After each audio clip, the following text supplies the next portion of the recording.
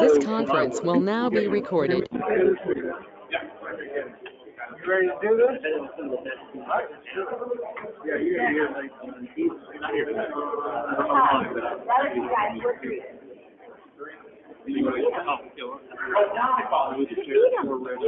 an Andre King from Missouri in Illinois. I don't know her.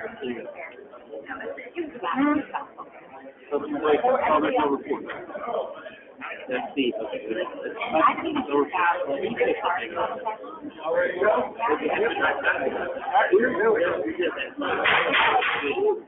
Ladies and gentlemen, I'm Mayor Andrew Dawson. Do hereby call to order this meeting of the Sedalia City Council on this 21st day of February, part of the 2023-2024 session.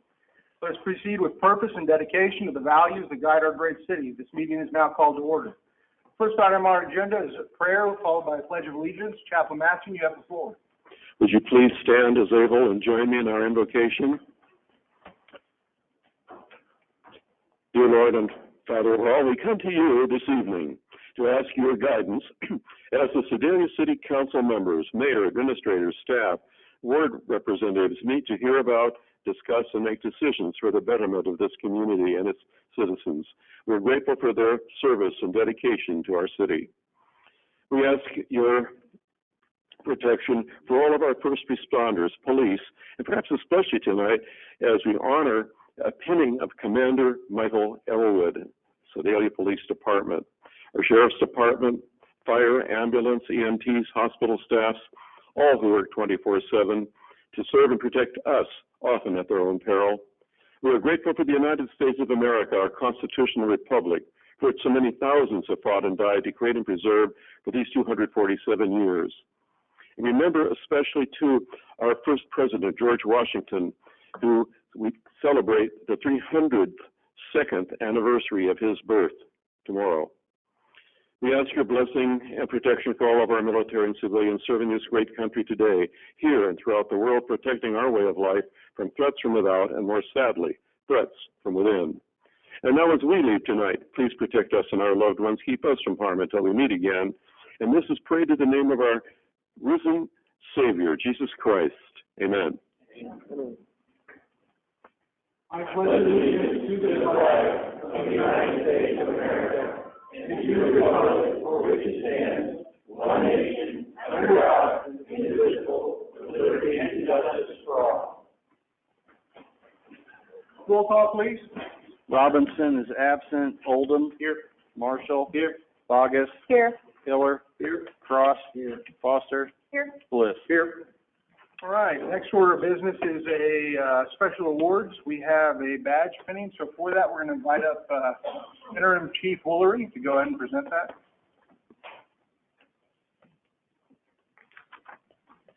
Thank you, Mr. Mayor, City Council.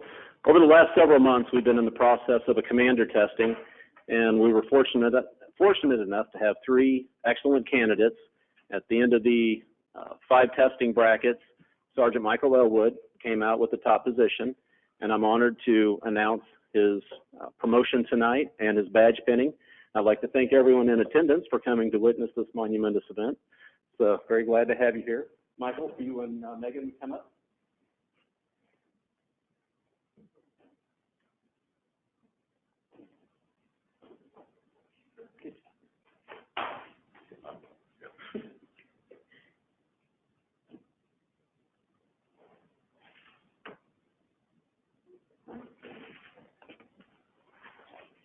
Thank you.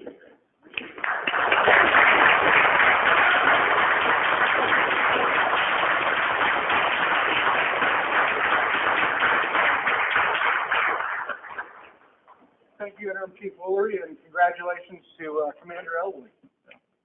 All right, moving along, we have the approval of the previous session minutes dated February 5th, 2024. Motion approved. Second. All those in favor? Aye. All those opposed? Motion passes. Thank you, Council. Now we have the acceptance of the Sedalia Historic Preservation Commission minutes dated January 17th, 2024. Motion approved. Second. Any council discussion?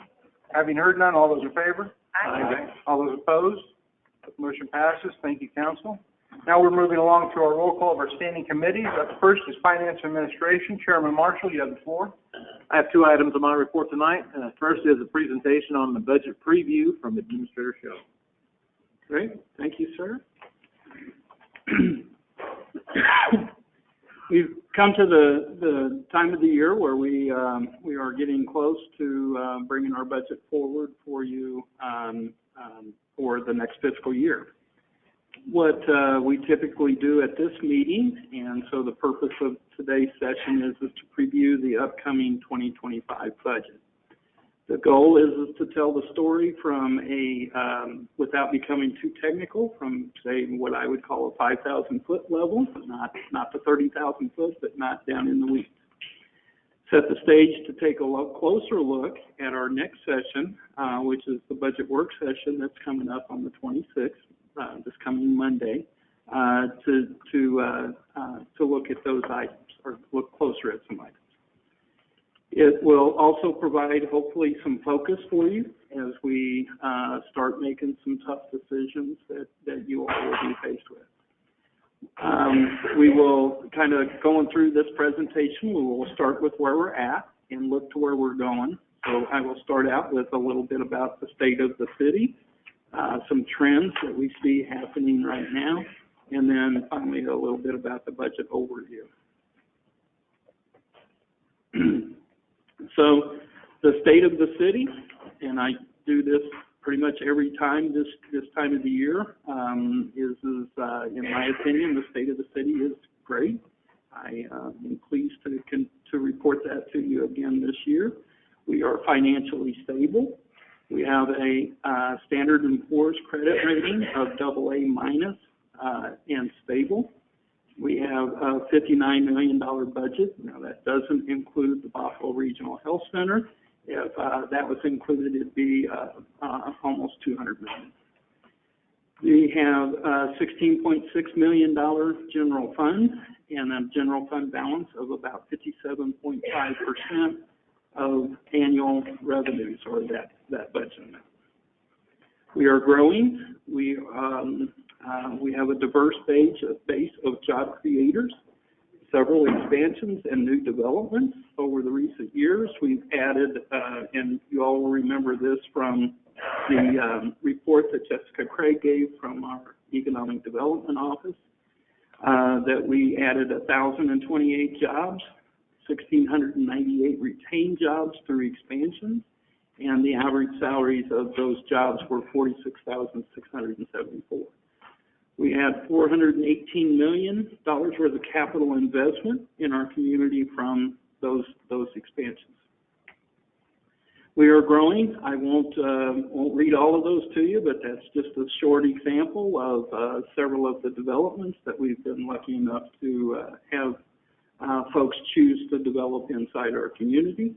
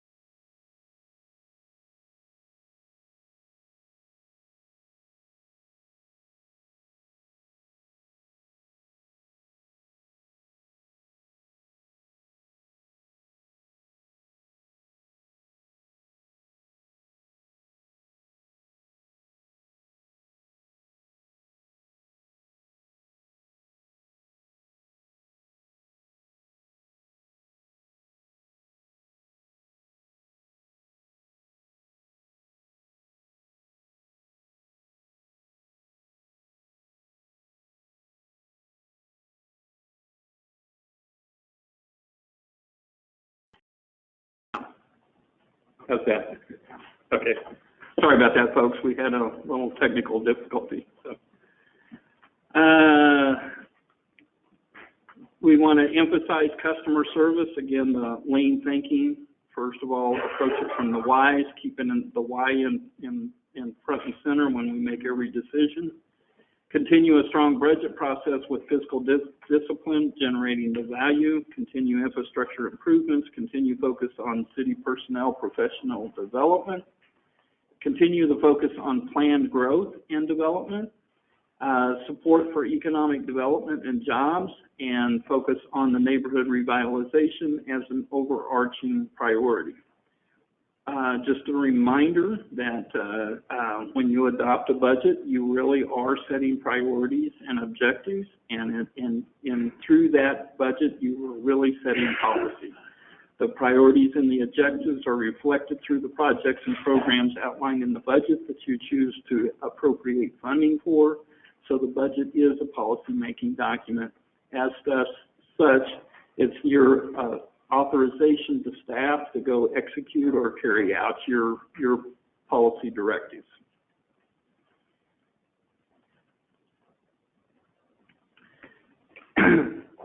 For a 3-week period since the strategic plan, we've had budget meetings with the department heads, the mayor, finance director, assistant city administrator, and myself. The purpose of those meetings were to allow each of the department heads to essentially sell, if you will, their budget proposal. And I must say that they all, again, this year did a very good job making our job difficulty in choosing the right things to say yes to setting those priorities. So if they come in with something that's pie in the sky, it's very easy to take it out. But when they do a good job of justifying it, it makes our job harder. So, for a budget request to survive, it had to have an excellent reason for being included. The ranking from the annual prioritization sessions that we just went through is taken into consideration. The mayor, the finance director, and the assistant city administrator and I also, since then, have been going through, or will go through, continue to go through and try to do what I call putting the puzzle together, of trying to figure out, how to say yes to the right things and look for the right, or the levels of funding that we need to make those happen. In addition to the January planning session, meetings such as this one and the one coming up Monday are set to have direct deliberations with council for you all to weigh in and essentially make the decision on where we go.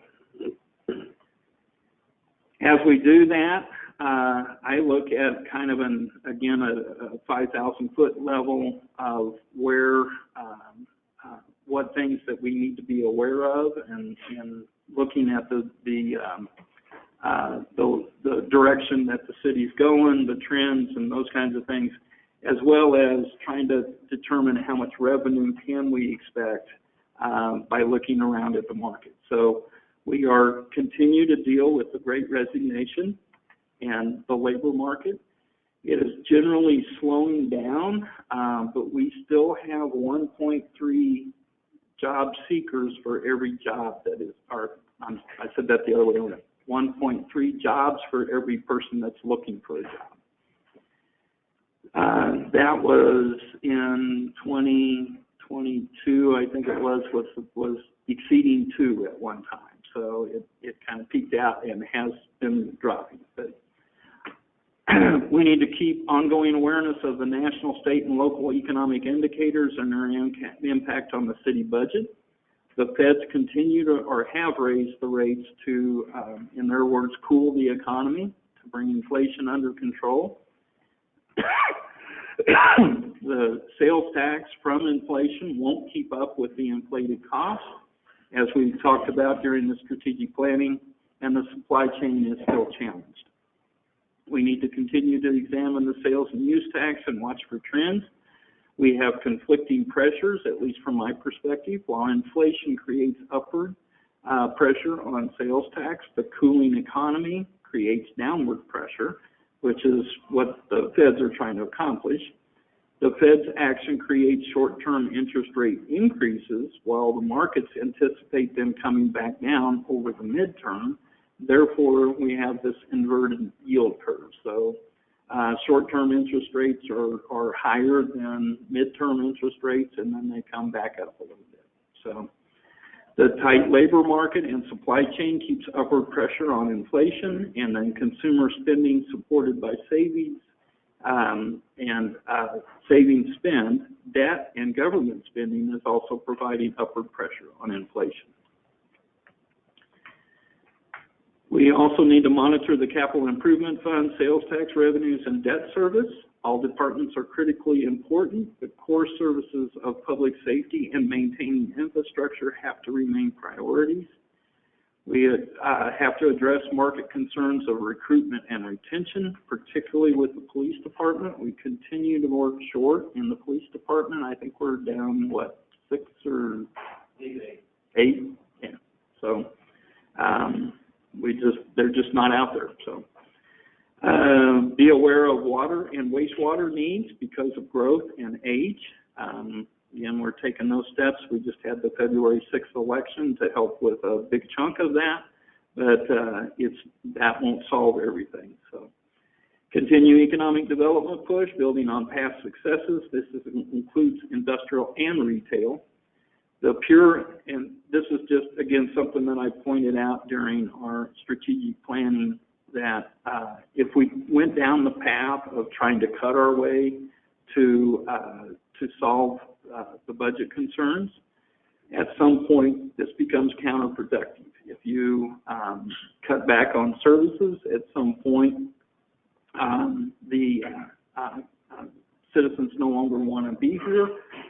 We can no longer do the economic development that we've been doing and those kinds of things. So it ends up essentially a death spiral. You can't just continue cutting like any other business. Measured cost management coupled with a growth strategy are, in my mind, a key to successful long-term strategy. So again, housing needs to catch up with the economic development and the job creation. We need to continue the efforts to clean up Sedalia and find new and innovative methods. We need to expand on the neighborhood revitalization and give more attention to results. Citizen engagement is key to many areas of success. We should and must be engaged with our customers. Just like any other business, we need to be listening to our customers. Council continues to send a clear message that neighborhood revitalization is a high priority. Branding and comprehensive plan initiatives together serve as the umbrella, bringing it all together and means to get there. What is our story provides the necessary focus in my mind. Now to the budget itself. The first question is do we need a balanced budget? And although that it's not mandatory that various individual funds be balanced each year, it is important that ongoing revenues exceed ongoing expenditures and a healthy fund balance is maintained. And that's what I call, and the GFOA calls a structurally balanced budget. Fund balance or reserves are built when total revenues exceed total expenditures and then is available for later years. Each year's spending cannot exceed current revenues plus previously accumulated reserves, and that's by statute. And so the city has built and maintained a healthy fund balance. This allowed us to weather the storm of past recessions without disruption in services. So we were able to spend more than we brought in a particular year by using those reserves to take a more measured approach or a more gradual approach to fixing the structural issues. Reserves can be too high or too low, and that means that if our fund balance becomes too high, we are unnecessarily taking tax dollars from the community. If they're too low, then we cannot, first of all, cash flow the organization, let alone withstand any emergency situations. So it's important to find that healthy balance in there.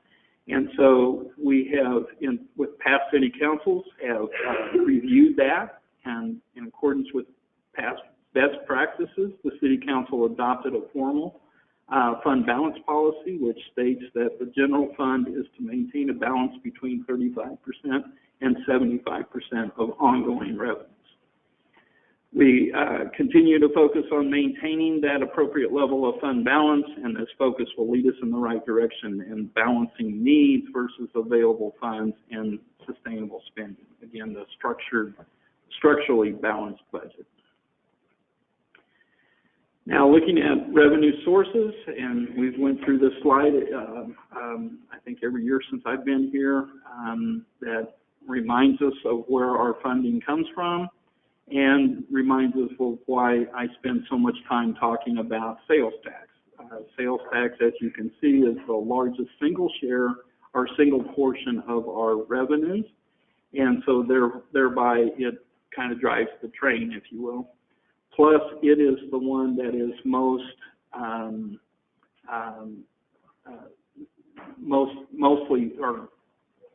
closely follows the economy, or what's going on in the economy.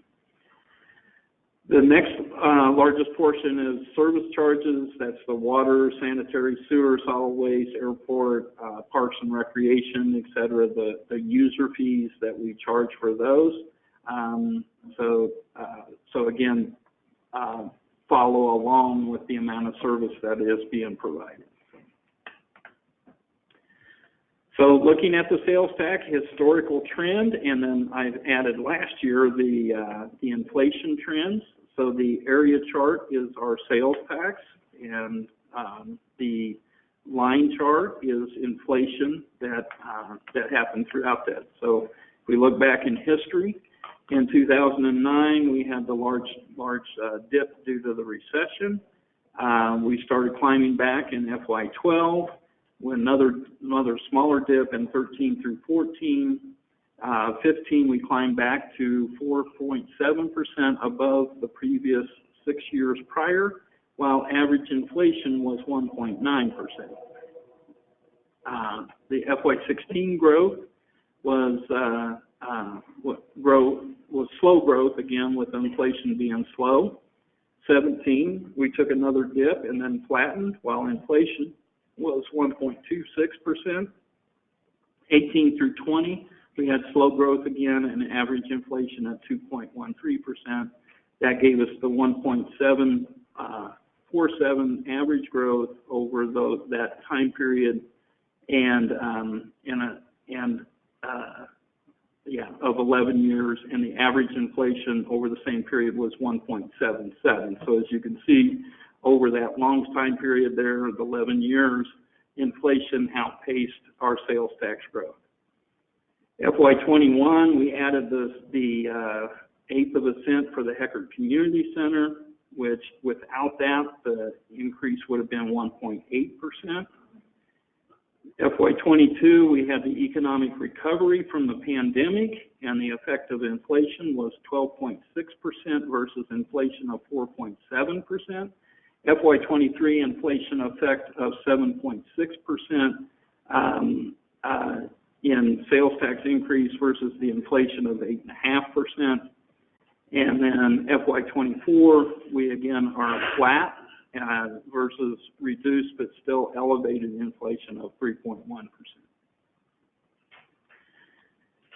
Also looking at the use tax trends, the use tax was approved in 2015, which equates to about 7% of our sales tax. So it allowed growth despite that dip that we talked about in 17 through 20. And then 24, the February fiscal year to date, sales tax revenues collected are trending 0.4% higher than FY23. And then but then affecting the use tax, the Wayfair ruling took effect in January of 2023, which I'll get to that a little bit here in a minute. The use tax was up 29.7% over FY23, And then I will also give you some details on the marijuana tax that was added effective of October of 2023. And then the combined increase of 3% over FY23. So if you put all of those things together, even though sales tax only went up 0.4%, all of the things together brought our total revenues in that area up 3%. We budgeted a 4% increase, though, over FY23 for FY24, so we're falling a little behind budget, but as I mentioned, the marijuana tax didn't start until October. So in summary, the Federal Reserve has been increasing the discount rate to cool the economy. The March 22 was the first of 11 increases, moving from 0.25% to 5.5%, while inflation has retreated from its 40-year high experienced in 2022. They have remained on, and the Feds have remained on the sidelines since July of 23. The Feds remain committed to continuing money tightening policy to bring inflation down from the current rate of now 3.1% to their targeted range of 2%. They continue everything that I read, and every meeting they have, the message continues that they are saying now higher for longer until they are convinced it's on a solid path to the 2%. Working in the other direction, the baby boomers retiring at a faster rate than are being replaced, the job market continues to be overly tight, creating a conflicting pressures on the economy. So the Feds are raising discount rate to cool the economy, while the shortage of people for the jobs are creating wage inflation, which again pushes inflation higher. So consumer spending has held strong by using savings and consumer credit card debt, as well as government spending has been out there again working against what the Feds are trying to do. So the Feds are trying to cool the economy by raising the cost of borrowing money, but yet the consumer says, well, I'm still going to spend money, so and the labor market says that I still have to pay employees more, so that those are working in counter to each other. The Treasury yield curves have never been inverted this long without being followed by a recession. However, those other factors, such as the tight labor market and the consumer spending, continue to hold up the economy in general so far. However, some economists are talking about a rolling recession, as different sectors are affected differently. And some would say that we have already been in a recession for some sectors of the economy, while, again, the tight labor market and the consumer spending has continued to prop up the economy in general. Since sales and use taxes are calculated as a percentage of sales, inflation and elevated consumer spending tend to increase the tax. Yet recessions tend to lower them due to decreases in the number of goods sold and in turn the price along the supply and demand curves.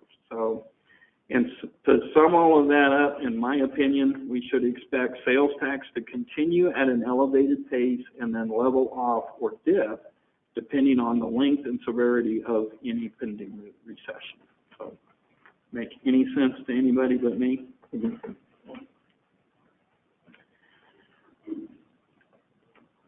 Also, I mentioned the Wayfair legislation. In June of 2021, the Wayfair legislation was signed. This legislation brings Missouri in line with the rest of the states to enact legislation establish what they call Nexus for online retailers selling goods in the state in accordance with the 2018 Supreme Court ruling on South Dakota versus Wayfair. That's where it gets its name. Generally, if a business sells more than $100,000 into the state, they must start collecting use taxes, now including the local use tax for where the sale occurred. For Missouri, this law took effect in January of 2023, and we really don't have enough data yet to really determine how well or how much that's going to affect us, but we should at least see an offset of what we were seeing to where we were losing bricks and mortar sales to the online retailers that we didn't have sales tax from. So. Also, in November of 2022, the voters approved the adult use marijuana through a constitutional amendment, and undoubtedly those sales will increase from the current medical use dispensaries that were authorized to open sales up to all adults effective February 4th of last year. How much is not determined yet. Included in the constitutional amendment, though, were provisions for a 3% local tax on non-medical marijuana sales, and in April, the voters of Sedalia approved this to assist us in offsetting the added cost associated with keeping our streets safe. This tax became effective as October 1 of 2023, and over the last couple of months, we are starting to receive some of these revenues. However, we really just have 2 months worth of history, so it's difficult to tell how much that is going to be going forward. So in summary, what I'm recommending to you all is that we set our budget based off of a 4% growth, again, in sales tax. Y'all comfortable with that? Any council discussion? Okay. I think I got them all asleep. So what that would mean in terms of numbers, again, I mentioned that we are behind our budget for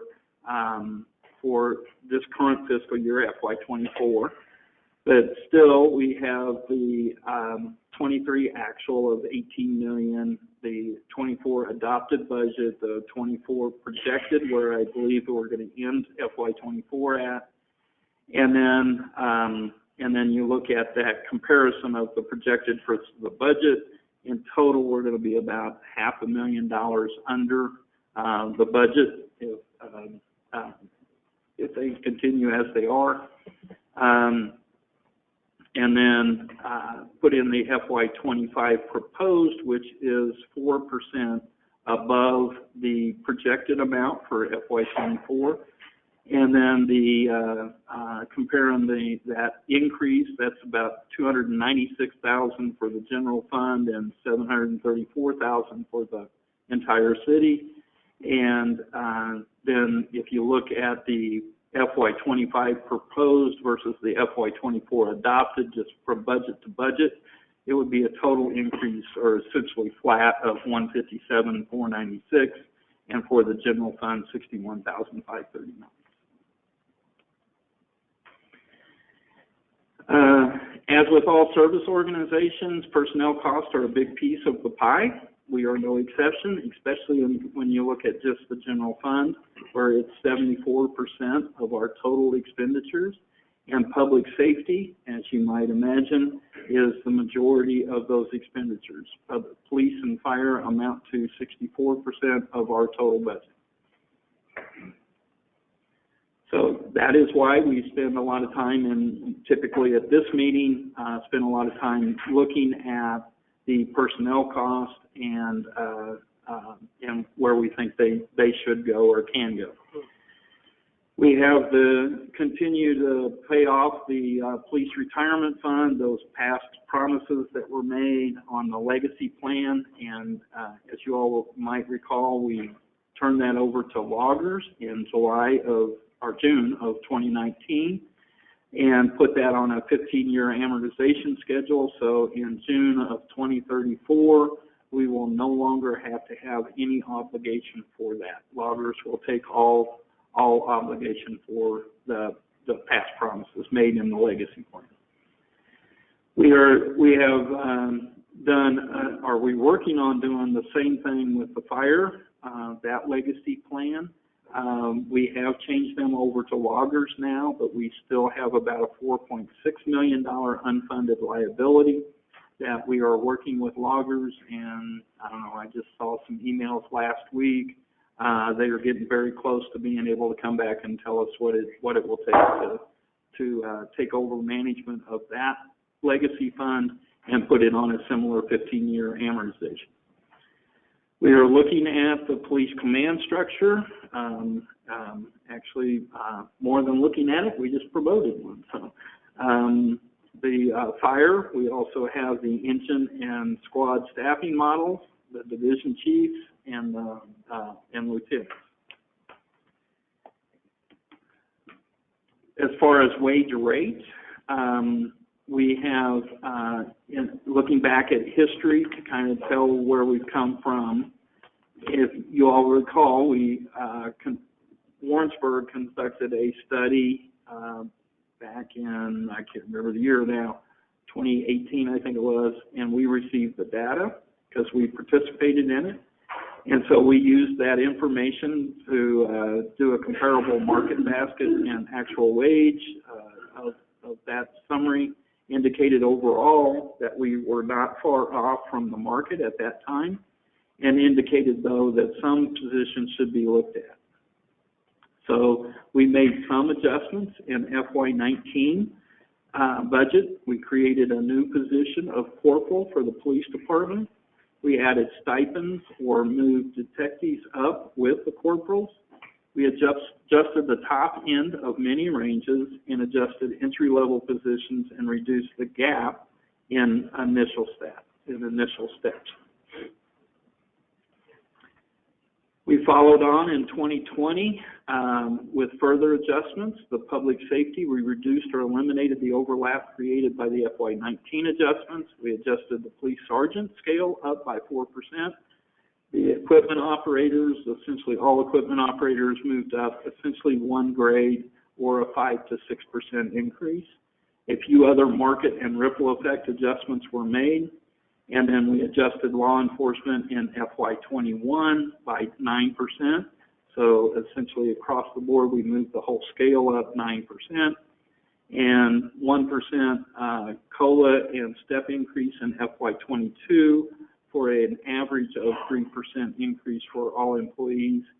And in FY23, again, where we talked about we had over 8%, almost 9% inflation. We increased the COLA to 5.7% and then also awarded a step increase for an average of 7.7% increase for all employees. And towards the end of the year, we added a sign and stay pay for the last 2 quarters of $500 each on each of those 2 quarters. We rolled more into health benefits and dependent coverages. And then in FY24, for the current year, you remember we basically took a different approach and took a $1.50 to $2 per hour COLA for everybody. That resulted in targeting the entry-level positions and the lower end of each scale more than the upper end of the scale as a percentage-wise, which is where we were having difficulties in recruiting, and that was the area where folks were more impacted by inflation at the lower end of the wage scale than those at the upper end of this wage scale. So that ended up about a 12.7% increase for most of the folks at the lower end of the scale, and a 7.9% or a 2% for folks at the upper end of the scale. The average for all employees ended up right at 7.9%. So where are we going forward? The Great Recession coupled with inflation continues to create upward pressures on market wages. Also 10,000 per day baby boomers retiring rate through 2030. And again, as I quoted earlier, we currently have 1.3 jobs available for every job seeker. The city competes for labor in several diverse market segments. First of all, wages versus the benefits. Historically, we have competed very well with benefits. For public safety, the majority of our workforce, again, remember 64% of our general fund budget is police and fire. We compete primarily for those folks with other governments, and so they have a similar benefit package and a similar wage scale.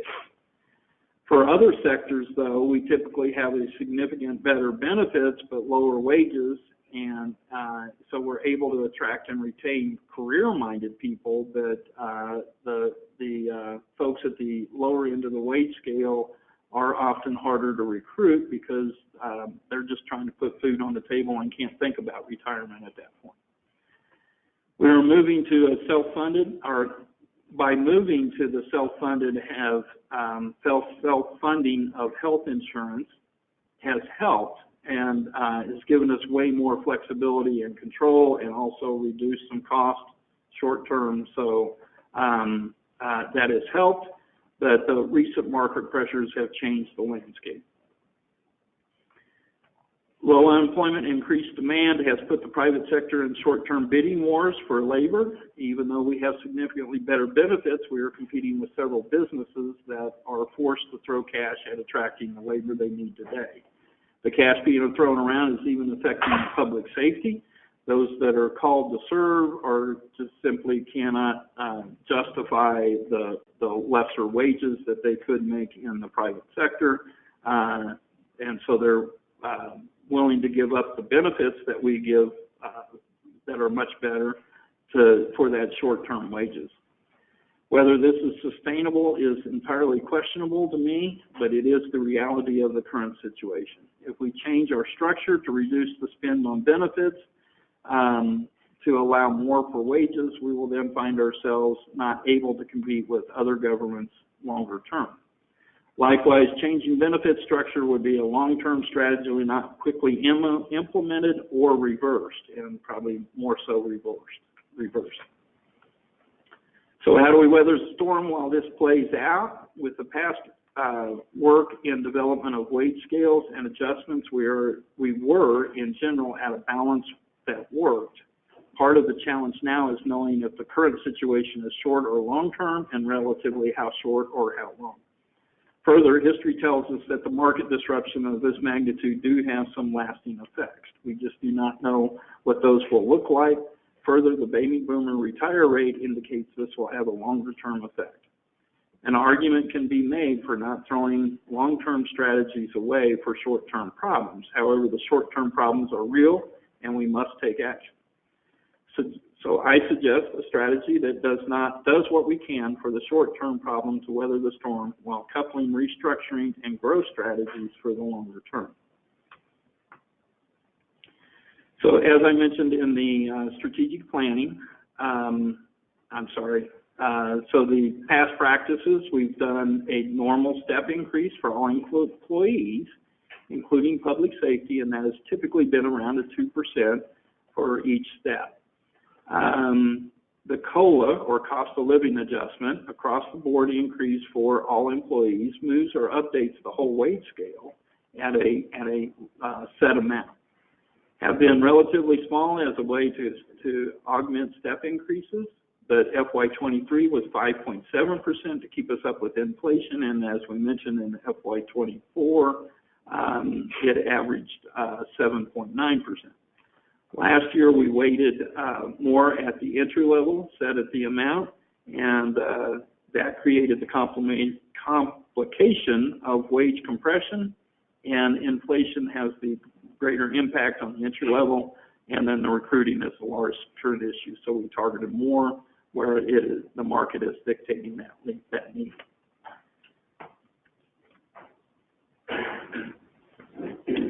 Now, as I mentioned in the strategic planning, we are doing things to restructure to essentially trade off outside costs for labor costs, so that in total, that brings the cost down. That gives us more money to offset what we need in wages.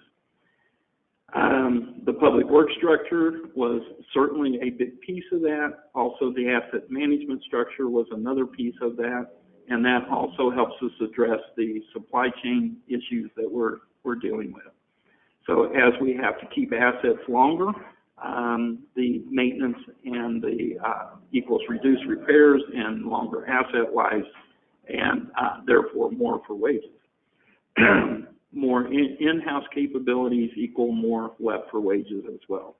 We also, this year, are turning the airport over into an enterprise fund to target generating more revenues for the services they provide so that it, again, offsets the wages. The benefits, we implemented the self-insurance to provide us more control and long-term savings. It gives us flexibility, which gives us a greater opportunity for recruitment and retention of our employment. And cost containment equals more left for wages. And finally, the piece that we want to talk about again tonight that I recommended in the strategic planning is that we move to a merit increase situation, our system that essentially puts us in the position to target at keeping the top performers so that we can have tools to keep those folks here longer instead of letting them go to other places for more wages. So, public safety, I recommend that we continue the negotiated step and grade system. The two unions are against going to a merit system at this time, so I don't recommend making a change. We negotiated with them the step and grade system, and they're happy with that. So what I recommend is that we do a 2% COLA and then do a step increase, just like we've done in the past. All other departments, though, I recommend that we move to a combination of a COLA and merit system. Keep the grades, so we have a grade system, but we would eliminate all of the steps in between. So the grades would simply set a minimum and a maximum for each position, and then you would move between the minimum and the maximum based off of merit. We would award a COLA at April 1 to keep the grades generally competitive, but in an amount by department for merit increases during the year. Merit increases would generally be awarded on each employee's individual anniversary of employment or their last promotion. However, some latitude should be given to department heads to manage within this budget. So, in my opinion, we need to give them room to manage. And so if somebody's really knocking it out of the park, so to speak, earlier than their anniversary, we need to be able to reward them and try to keep them. We need to, and so to move to a combination of a COLA and merit system for this year to ease the transition, I am recommending that we put the majority of it into a COLA. And that way it makes it easier for everybody to get something, and then we give throughout the year we get a reduced amount that is available for merits. So I recommend an award of 3% COLA at April 1, and then budget an amount by department for merit increases equal to 1% of the total budget, total personnel budget.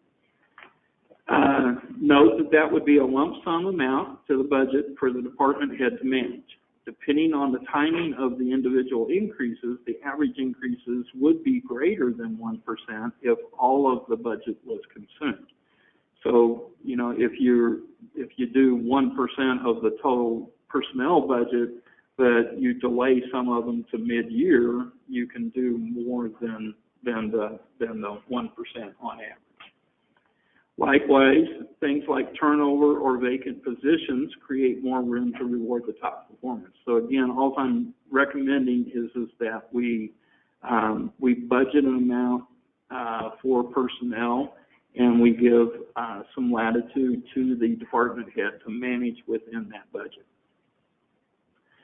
Following years, it is recommended that, or I recommend that we shift more to the increases to merit, leaving a COLA that ensures everyone gets something, while increasing the merit availability provides more opportunity for top performers to be rewarded. Oversight and coordination through HR would be maintained to prevent discrimination. We don't want to get ourselves in trouble, and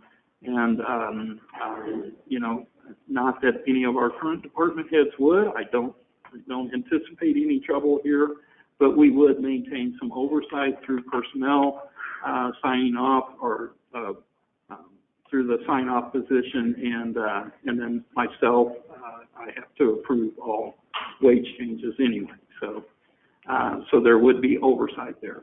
So, any questions, concerns? So I'm for moving the merit. I think that's wise to reward the top performers. I would like to see a component built into that performance matrix that is around, encourages cooperation and collaboration, both within the department and interdepartment cooperation. That's something that I would like to see in that, part of that performance matrix, and I think that will negate some of the gaming that you can have go on whenever you are in a merit system. So I don't know what that looks like, and I'd leave that up to you guys to figure out, but that's something I wanted to put out there. Shannon's got it figured out, right? Yes, sir. I'm still not convinced. I would support this more, or I would support this if we had an objective, documented process for developing, to evaluate everyone across the entire city complex. And I don't think we have that yet.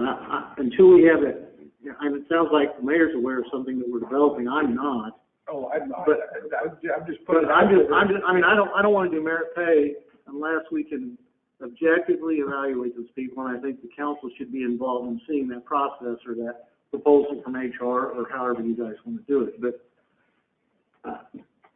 I certainly want a consistent way to evaluate people throughout the entire organization before we move to merit pay. Yeah, I think there's a lot of work to do there before we do that.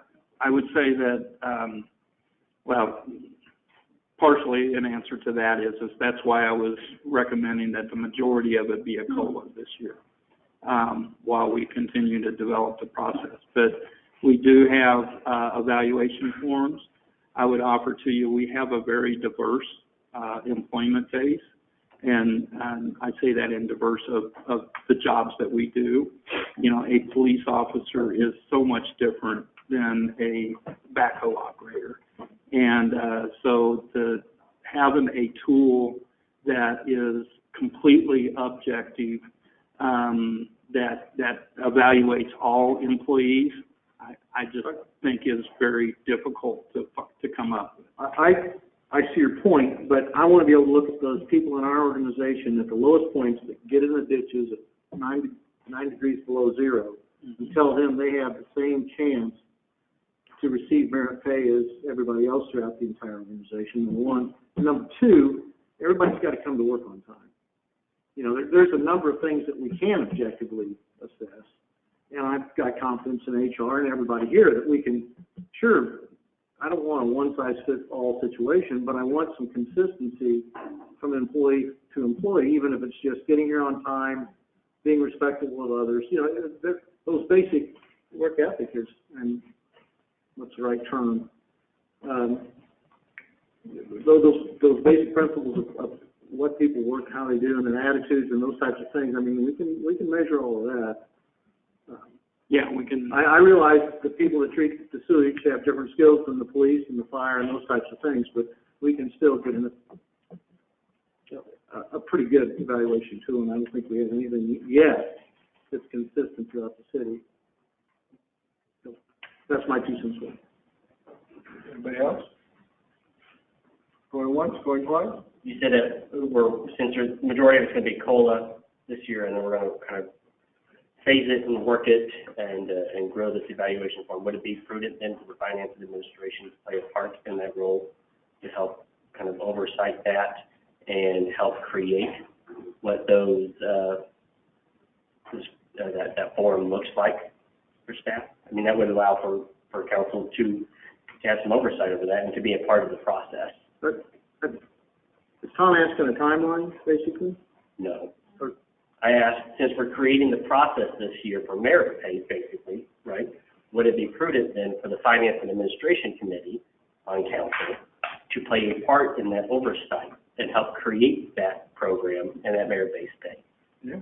and create that form in the evaluation. I mean, we do that when we evaluate department heads already to an extent, and we evaluate fees.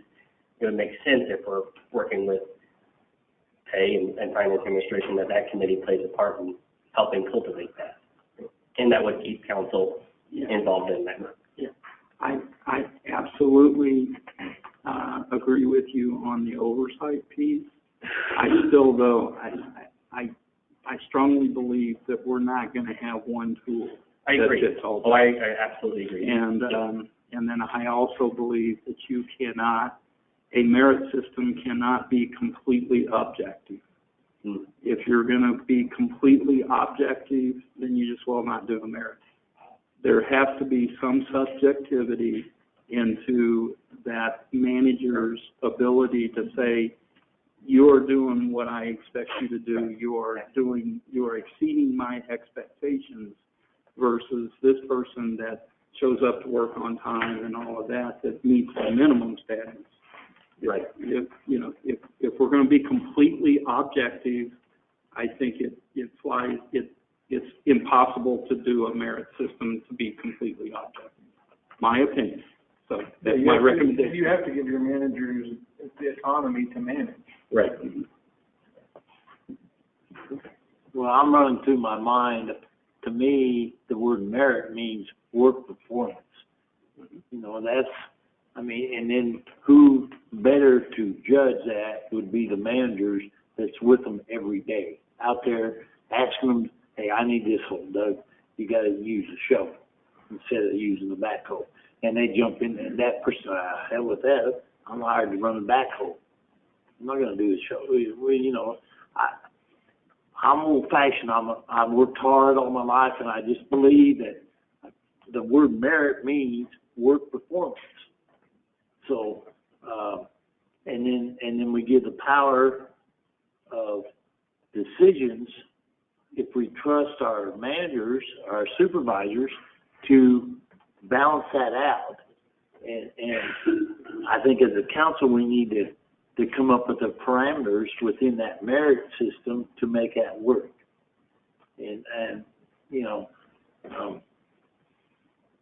I'll use my last job. We had a deal where every quarter we got a $75 bonus as long as we were there every day, and we punched in on time and we punched out on time. Many a time I'd forget to punch in, so I never got my $75. But I understood that's what I had to do. I had to punch in, punch out. That was my merit to get my $75. And if we did that, and I did it 3 times in 18 years, I went all year, punched in, punched out. And at the end of the year, they gave us a $250 bonus on top of that 4 times 75. So that made a pretty neat deal. And I think, I don't want to get off the subject here, but I think merit means your performance on your job. And that, I kind of like that. I have no objection to this, but I would like to see, the Finance and Administration Committee play a role in this and helping cultivate what this merit system needs to look like. I'm kind of on their side. I want to see whatever it is, I want to see how we're going to manage it before I really support it. I couldn't see which one it was. Yeah. Oh, sorry. I'm sorry. That was my fault, though. I was probably back.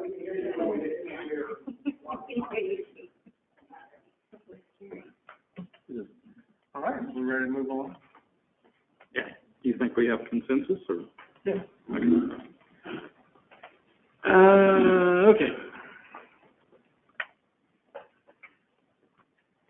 So what that would cost, and I've worked through the current employees and what we're projecting as far as or what's included in the proposals that we'll go through in more detail Monday.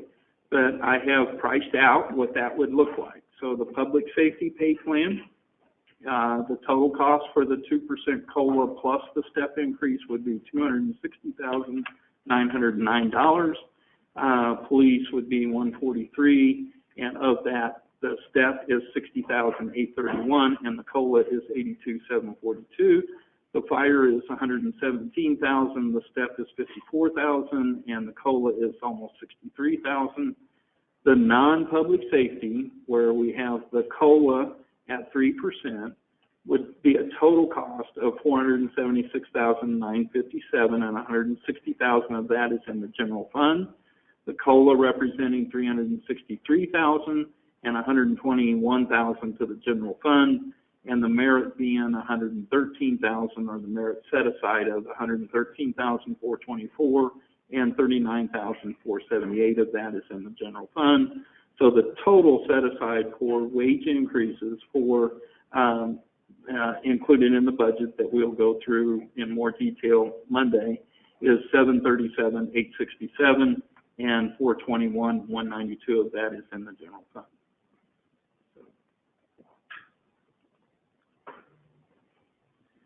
Hold on just a second. I need to minimize stuff so that it quits showing me. There we go.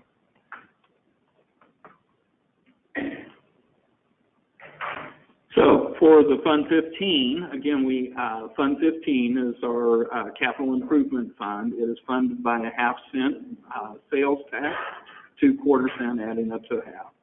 It is where the majority of our infrastructure comes from, as far as streets and sidewalks and facilities and all of that. So in the past, most of the 2/4 cent sales tax was allocated to the sewer fund to fund much-needed improvements in this area. However, a few years ago, we started an initiative to make the sewer system more self-sufficient as an enterprise fund and reduce the reliance on taxes over time. This allows council to make the conscious decision as to where to allocate the capital improvement dollars among their identified highest priorities. Since this fund carries the debt service for past CIP projects, it is important that to consider the debt service before we consider new spending. So the way so I put this together just to give us a summary so that we can look at, you know, with the 4% increase, here's where our sales tax would come in. And then I have a question mark besides this allocation from the county road tax. We'll have an issue on the agenda here in a little bit about that. And then the part of the stormwater use tax, transfer from transportation. Again, I have a question mark on that, how we split up the money between transportation and the capital improvement will be some of the things that we'll be deciding Monday as far as what gets funded and what doesn't and where the money's needed. The grants, at this point, we have $540,000 worth of grant revenue in there, but those can only be spent on the things that the grant is intended for, so I take those back out. We have other revenues, which is primarily interest on the fund balance. So it gives us about $5 million or $5.2 million of net ongoing revenues that come through the capital improvements fund. If we take out the current debt service of $3.2 million to pay the debt on the projects we've already done, then you've also, though, some of that debt service comes from the pledge from Heckert, from Sue Heckert. Her foundation ends up about a little over $500,000 a year. The offset from the Sedalia 200, which I think next year is the last year of that amount. And then the offset of the 8-cent sales tax from the parks increase, our parks sales tax that was intended for the Heckert Community Center. That leaves about $1.2 million worth of debt service that has to be paid out of that $5.2 million of ongoing revenues. That leaves you about $3.9 million of funds that you have discretion or have ability to fund new projects out of. So, enterprise funds are different. In accordance with generally accepted accounting principles, GAAP, the city's financial statements are divided between government and business-like activities. The theory being that tax dollars are intended to fund government activities, and business-like activities should stand on their own without tax support. Likewise, ratepayers should not be paying for services or should not be asked to support government activities, i.e. a hidden tax. And then the city has several business-like activities that are appropriately accounted for in enterprise funds. First of all, the biggest is the hospital, then also the water department, the wastewater department or sewer services, the sanitation or solid waste, and then starting this year, we are going to put the airport in the airport operations, not the airport capital improvement, but the operations into an enterprise fund as well. The sanitation fund, and normally by this time I have some totals or summaries here for you. I have not been able to get that one pulled together yet, but we moved it to an enterprise fund a few years ago, and it has not and continues to not stand on its own. We have gotten a lot closer to where it's standing on its own, and the plan was that when the trucks and the carts were paid off in FY24, we had hoped that those trucks would last another couple of years. So we were kind of told that they would last 7 years, and so we put them on a 5-year lease. And so we hoped we'd have about 2 years worth of being able to build up and make the fund go positive. However, those trucks didn't last as long as they were expected to last. And so as you all might remember, we approved buying 2 of the new sidearm ones, but we bought heavier ones, bigger ones. And so we borrowed money from the general fund reserves to do that. And so we'll have to lay out the budget to where we can pay those back. So I am still working on that budget recommendation, and we'll get that to you hopefully by Monday. But conclusion, or what's next, the slide you all were waiting on. The budget work session is scheduled for Monday, the 26th. At that time, some of the issues discussed in this presentation will need decision. If desired by council, other work sessions will be scheduled. A public hearing is scheduled for March 18th, so everybody that's here tonight, please come back on March 18th and provide any input that you all would like to see into the budget before council considers adoption at that meeting on the 25 budget. I also put a note there that you can delay all the way up until the 31st, adopting your budget for next year.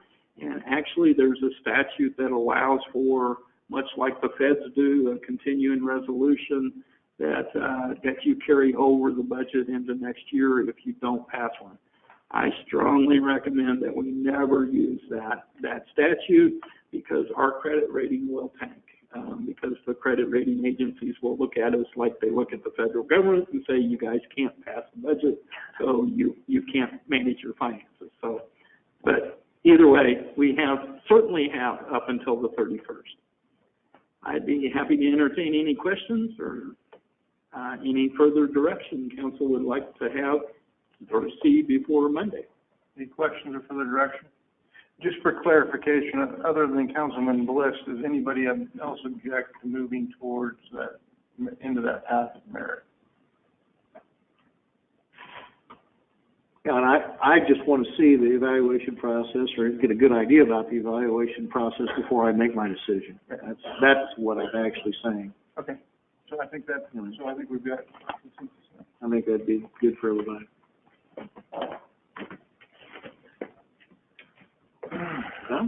Thank you, sir. Next is an application for the Pettis County Local Municipality Infrastructure Improvement Grant. In 2000, voters approved a county-wide 1.5% sales tax for a period of 5 years. This tax is for the purpose of county road improvements and street and sewer, water and storm water projects within municipalities within Pettis County. The amount each year to Sedalia is $365,400. The city of Sedalia receives this in quarterly payments that add up to this annual amount based on the language the voters authorized. This was until April of 2023, when that payment was due. As of this date, all remittance and subsequent payments were withheld in retaliation for the city's legal dispute over the importance of public safety codes to county-operated facilities.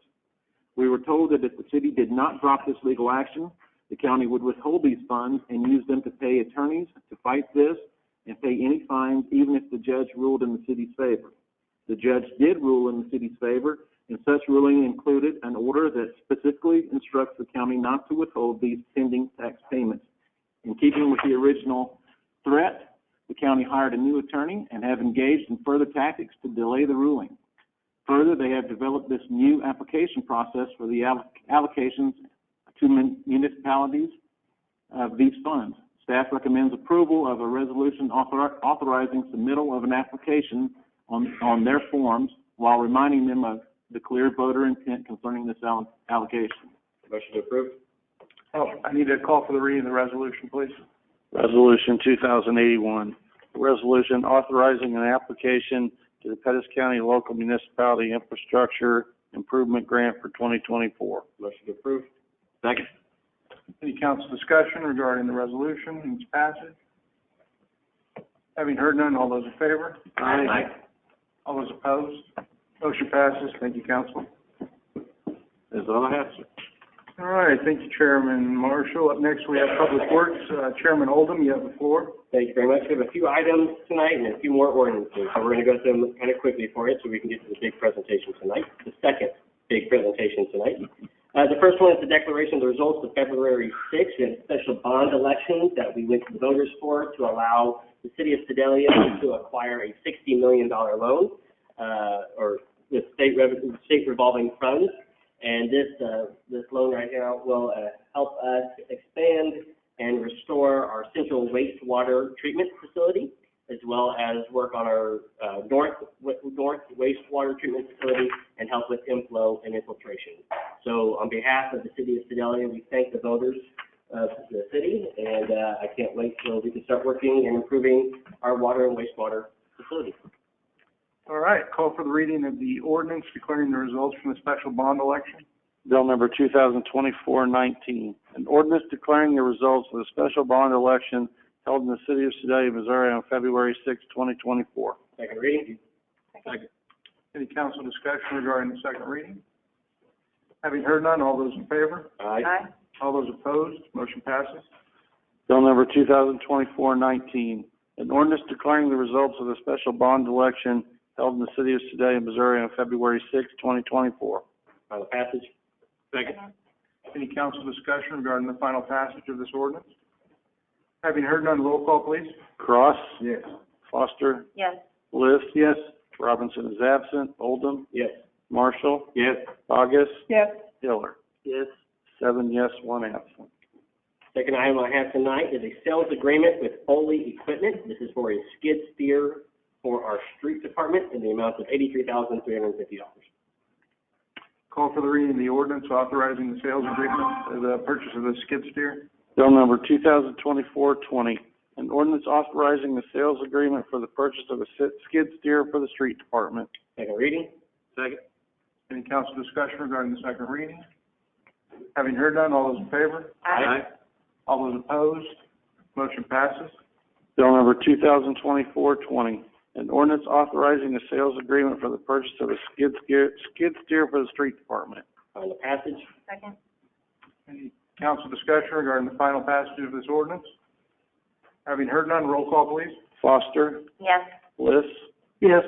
Robinson is absent. Oldham. Yes. Marshall. Yes. Bogus. Yes. Hiller. Yes. Cross. Yes. 7 yes, 1 absent. The final item I have tonight will consist of 4 ordinances. This is for stormwater improvement projects. These are projects that we started setting in motion over the last couple of years, and so we sent them up to bid. And so we are going to be able to start projects 13, 14, 21, and 35. These are various locations around the city that will help with stormwater, drainage issues, inflow, and infiltration as well. All right, we have, 4 ordinances associated with this. I'll call for the reading of the first ordinance for project number 13. Bill number 2024-21, an ordinance authorizing an agreement for storm drainage improvements, project area 13. Second reading? Second? All those in favor? Aye. All those opposed? Motion passes. Bill number 2024-21, an ordinance authorizing an agreement for storm drainage improvements, project area 13. Final passage? Second? Any council discussion regarding the final passage of this ordinance? Having heard none, roll call, please. Bliss. Yes. Robinson is absent. Oldham. Yes. Marshall. Yes. Bogus. Yes. Hiller. Yes. Cross. Yes. Foster. Yes. 7 yes, 1 absent. All right, call for the reading of the ordinance authorizing the agreement for project number 14. Bill number 2024-22, an ordinance authorizing an agreement for storm drainage improvements, project area 14. Second reading? Second? Any council discussion regarding the second reading? Having heard none, all those in favor? Aye. All those opposed? Motion passes. Thank you, council. Bill number 2024-22, an ordinance authorizing an agreement for storm drainage improvements, project area 14. Final passage? Second? Any council discussion regarding the final passage? Having heard none, roll call, please. Robinson is absent. Oldham. Yes. Marshall. Yes. Bogus. Yes. Hiller. Yes. Cross. Yes. Foster. Yes. Bliss. Yes. 7 yes, 1 absent. Call for the reading of the ordinance authorizing storm drainage project number 21. Bill number 2024-23, an ordinance authorizing an agreement for storm drainage improvements, project area 21. Second reading? Second? Any council discussion? Having heard none, all those in favor? Aye. All those opposed? Thank you, council. Motion passes. Bill number 2024-23, an ordinance authorizing an agreement for storm drainage improvements, project area 21. Final passage? Second? Any council discussion regarding its final passage? Having heard none, roll call, please. Oldham. Yes. Marshall. Yes. Bogus. Yes. Hiller. Yes. Cross. Yes. Foster. Yes. Bliss. Yes. And Robinson is absent. 7 yes, 1 absent. Call for the reading of the ordinance authorizing the agreement for storm drainage improvement projects in area number 35. Bill number 2024-24, an ordinance authorizing an agreement for storm drainage improvements, project area 35. Second reading? Second? Any council discussion? Having heard none, all those in favor? Aye. All those opposed? Motion passes. Bill number 2024-24, an ordinance authorizing an agreement for storm drainage improvements, project area 35. Final passage? Second? Any council discussion regarding the final passage?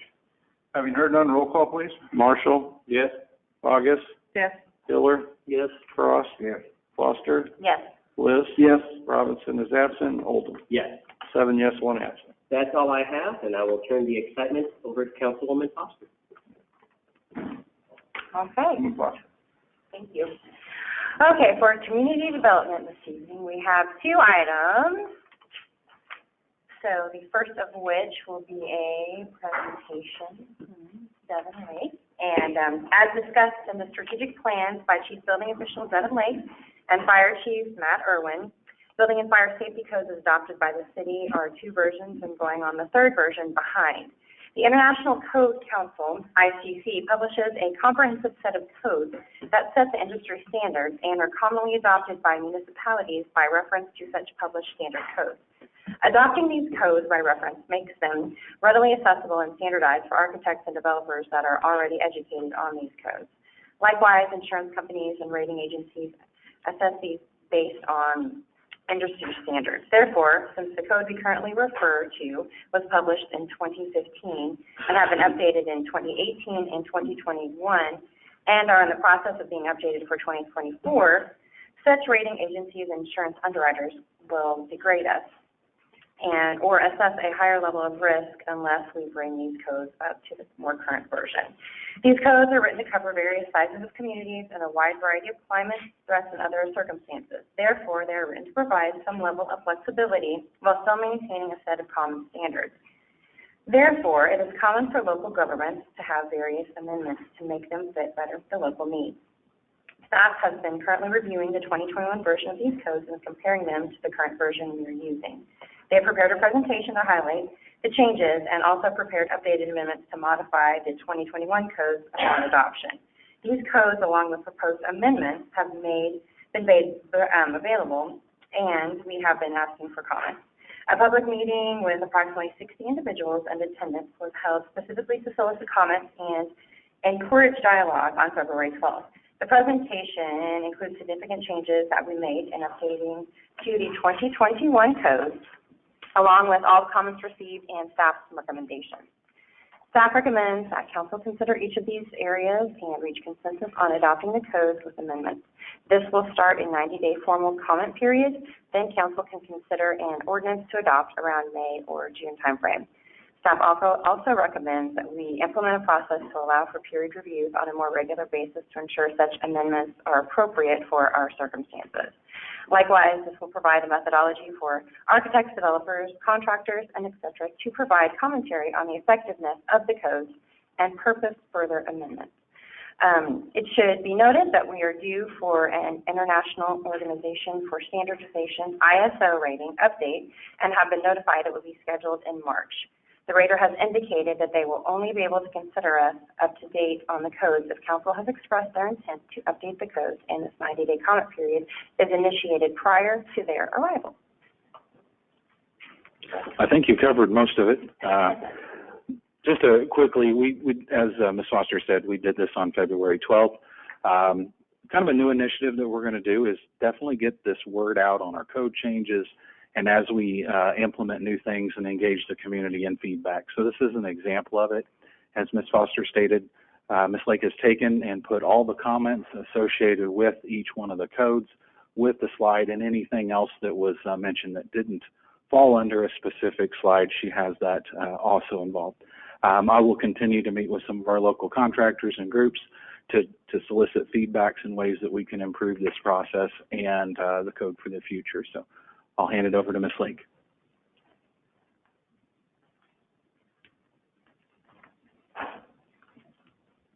Good evening. Just a couple of housekeeping items. We have brought all of our code books. That's what is up here on the podium. This is all the code books that we are proposing to adopt. I've also made a QR code. There were some questions about being able to get these online. So I made a QR code. They're on the door, and there's a couple handouts on the back. If you would like, you can scan it, and it'll take you directly to the 2021 code. And as Mr. Wirt said, this is the very same presentation that I gave last Monday to the contractors, developers, engineers, designers. And I have added the comments from that comment period, as well as I have received a few emails from different people within the last couple of weeks, so I incorporated those comments as well. So I included in the council packet are the amendments that we are proposing. I have good news about the electronic plan submittals. We officially today got the software to do that. So we are learning and trying. We haven't done it yet, but we're going to learn how to use it before we implement it. But we have purchased it, and it has been installed on several computers today. So our future steps is we are hoping to start the 90-day public use inspection and examination period very soon. And then on around June 3rd, we are hoping to do the adoption ordinance for these codes. There is not anything to vote on tonight. We are just wanting your blessing to start that 90-day period. So I wanted to start out with why are these codes important?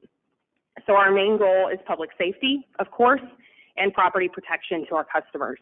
These are the minimum established regulations and standards. And who are our customers?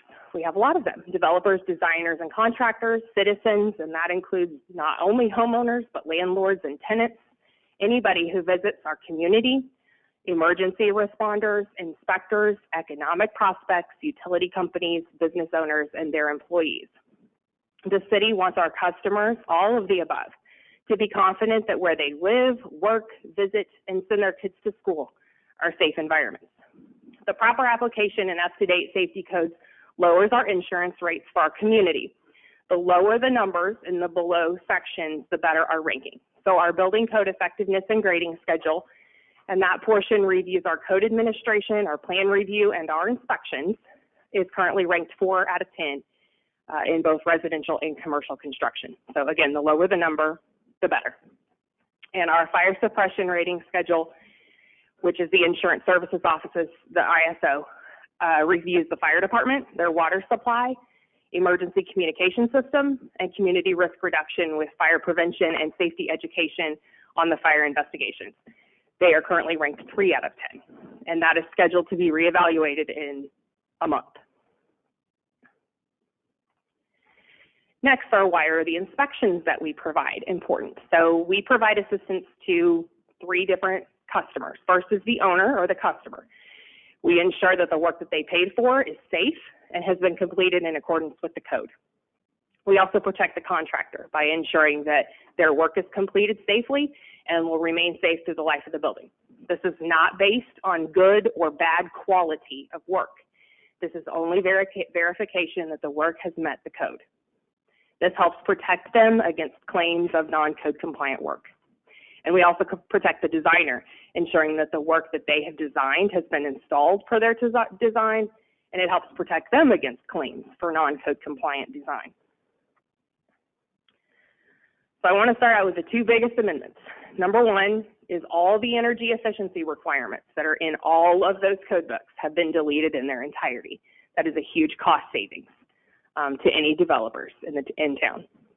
The second one is residential sprinkler systems. They are not required.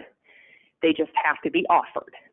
And this is per state statute, which is stated in the amendment. A builder of 1 or 2 family dwellings or townhouses shall offer to any purchaser on or before the time of entering into the purchase contract the option at the purchaser's cost to install or equip fire sprinklers in the dwelling or townhouse.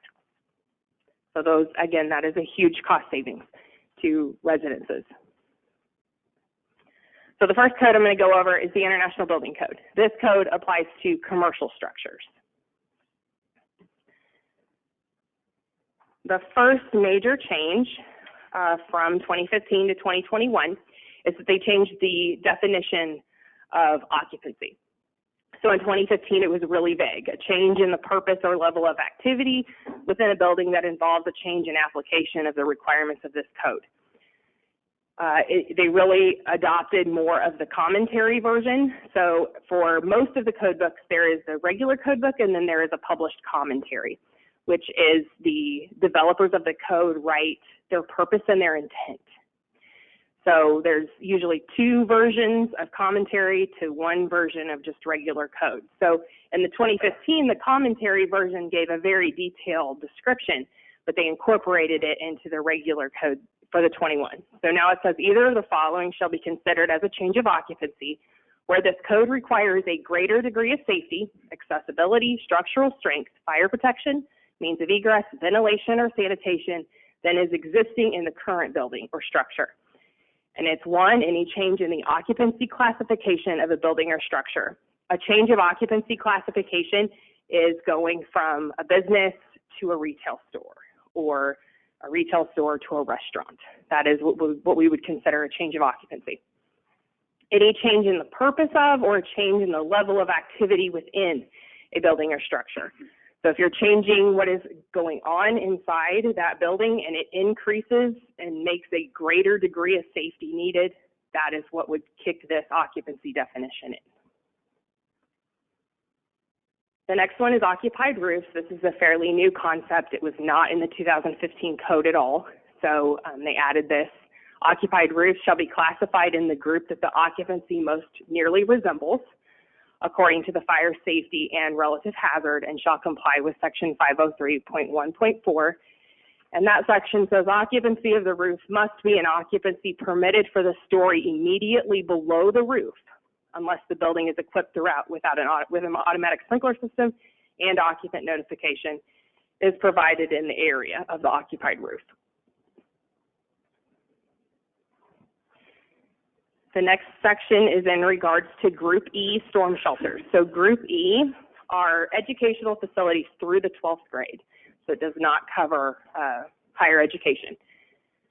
So the amendment that we are proposing, the current code is requiring that any addition, alteration, or remodel in a Group E, so that would be any elementary, high school situation, would have to have a storm shelter, regardless of what the cost of that project may be. So in order to help with the economic impact of that, we are proposing an amendment, which would be a fourth exception.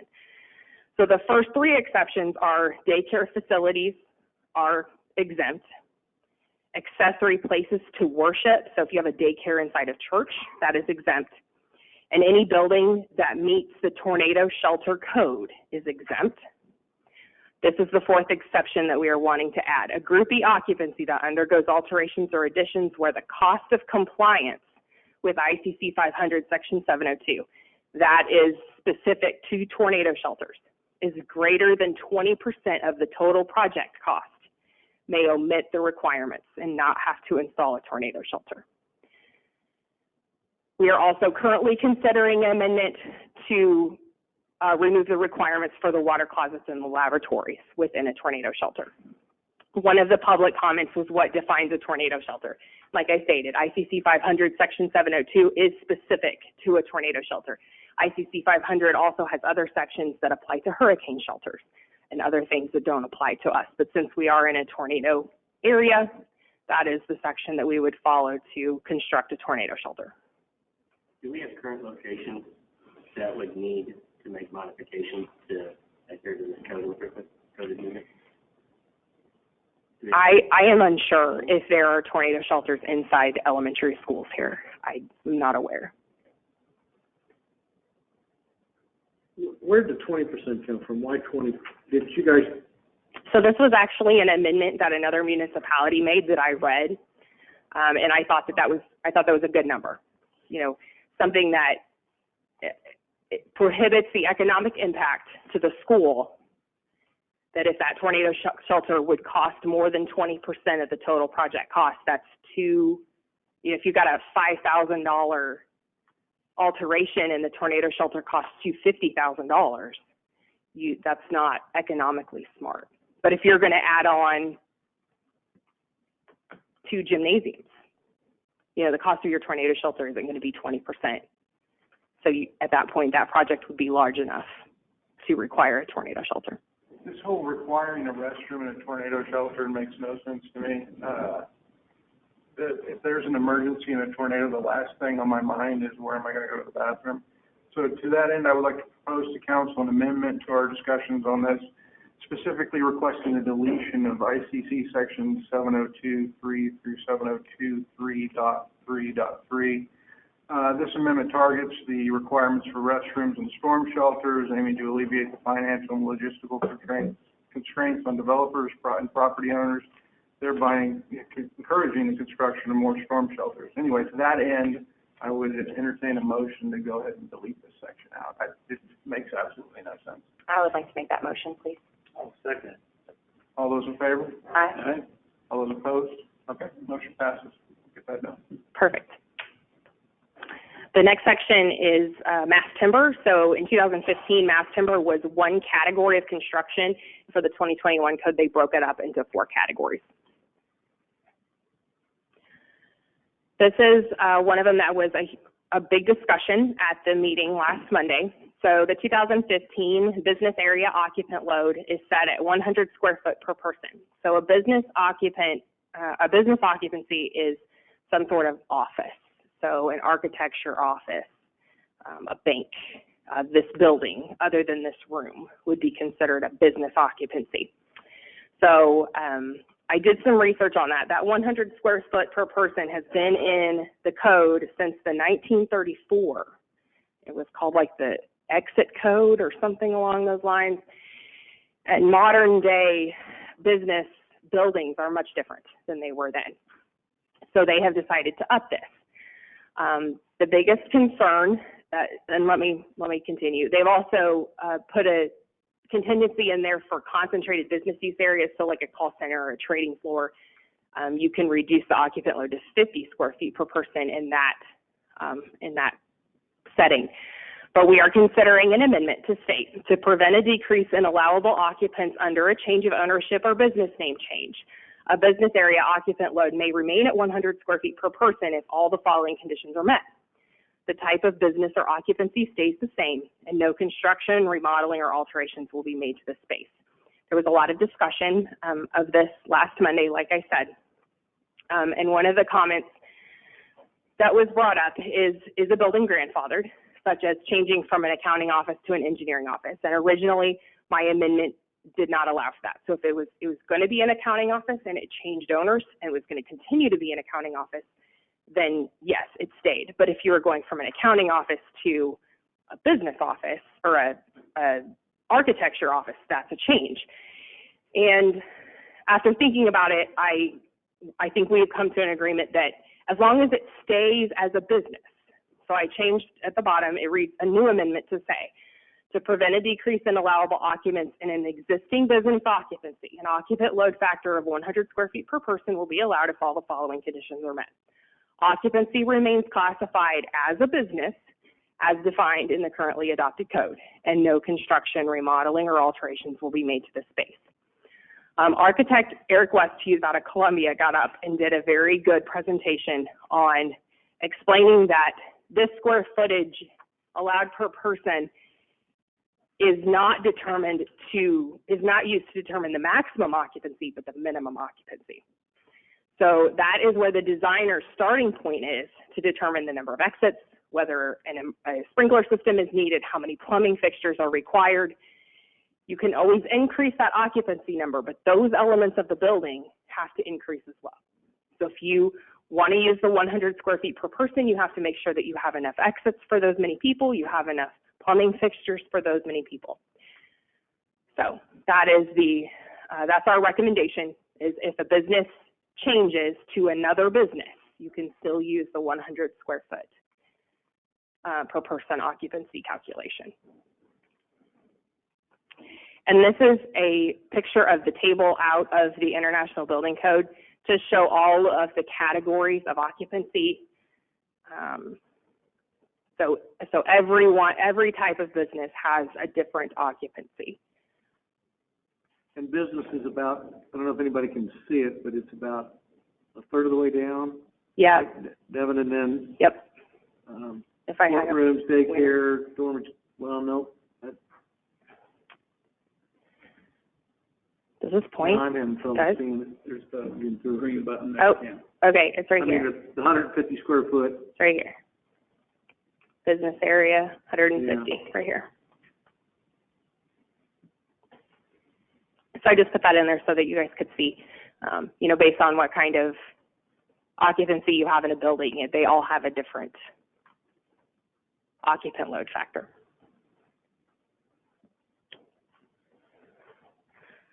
The next change, this is also in the fire code, and Daniel will go over this as well, but locking arrangements in educational occupancies. They are permitted to have locking arrangements designed to keep intruders from entering the room, as long as the door is capable of being unlocked from the outside with a key or other approved means, and as long as the door is openable from within the room. They are also permitted to have delayed egress locking systems on classrooms, as long as their occupant load is less than 50. And they are equipped throughout with a sprinkler system or an approved automatic smoke or heat detection system. We are also looking to consider an amendment that says all other locking devices only permitted during an active intruder event in existing educational facilities, and alternate measures to prevent intrusion must be approved by the AHJ. Wait, go back. Let me digest that. Okay.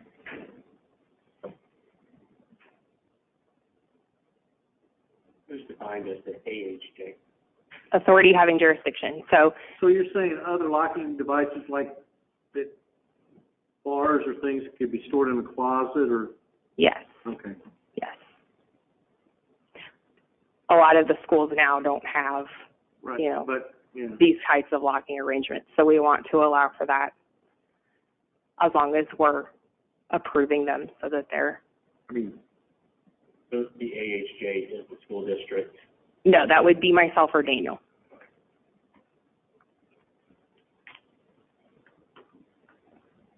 Anybody else have any questions on that one? So this next one, pretty simple. Frost protection has to be provided at exterior landings for all required exits on outward swinging doors. It's only required to the extent necessary to make sure that the opening is not obstructed. This is to prevent frost heave, which would prohibit egress from the building. So how do you provide frost protection? Just with the HVAC system, making sure it's blowing? I mean, No, exterior. This is on the exterior side of the building. So it'd have to go down below frost level to prevent heave so that the door doesn't be prohibited from opening for egress. okay, go ahead. Single member headers are now allowed as long as they follow these requirements. So it has to be a nominal 2-inch thickness and framed with a single flat 2-inch nominal member or wall plate not less in width than the wall studs at the top and the bottom of the header, and face nailed to the top and bottom of the header with 10D box nails spaced 12 inches on center. And then Chapter 31 adds 2 special construction categories. One is relocatable buildings, and the other one is intermodal shipping containers, which we do have a project that's being designed currently that is proposing to use intermodal shipping containers. So this will be a good addition to the code as well. And with that, I'm going to turn it over to Neil Harmon, the building inspector, to go over the residential code changes.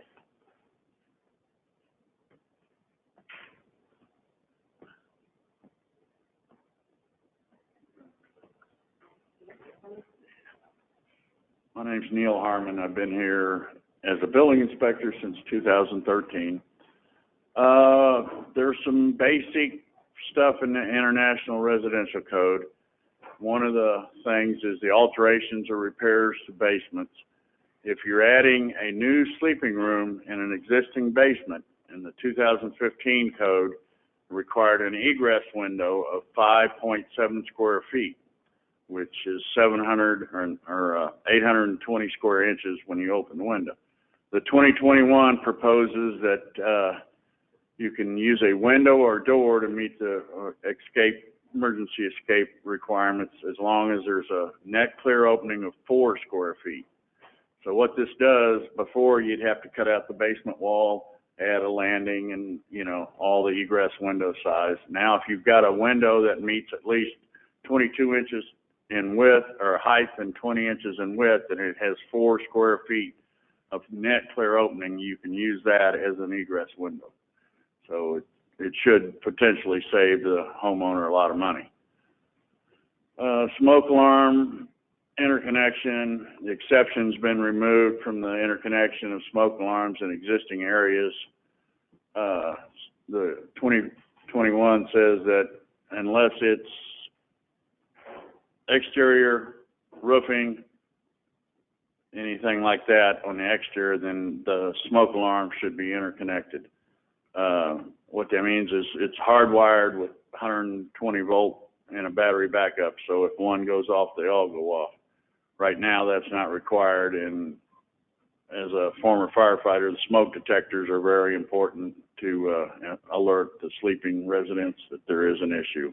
So if one goes off, they're all going to go off. Carbon monoxide, exception for installation, alteration, repairs, mechanical system revised to only include non-fuel fired mechanical systems. So if you're putting an electric furnace in where, you replace an electric furnace with an electric furnace, you don't have to put the carbon monoxide. If you replace an electric furnace with a fuel fired, you'll have to put carbon monoxide protection in your house. Deck footings are not going to be required where joists are supported directly on grade over their entire length. Freestanding decks where they bear directly on precast pier concrete blocks at grade with no beams or posts and less than 200 square feet and is not more than 20 inches above grade at any point within 36 inches from the edge. They provide a footing size table for the ones that will need footing, and right now footings have to be 36 inches for a deck, 36 inches below grade surface, and now 2021 will say 12 inches below grade if they're not attached to a frost protected structure. If it's a freestanding deck, they can put them 12 inches below grade, but if it's attached to the house, then it still have to have the frost protected footing. Metal roof shingles were not detailed at all in 2015 and 2021. It states they must meet the 115 mile per hour wind speed and be installed per manufacturer's instructions. We're starting to see more and more of metal shingles. So that's why they added to 2021. This is probably the biggest one for homeowners and plumbers. 2015, you could use water testing or was actually the only legal method of testing your underground plumbing or in-wall waste plumbing.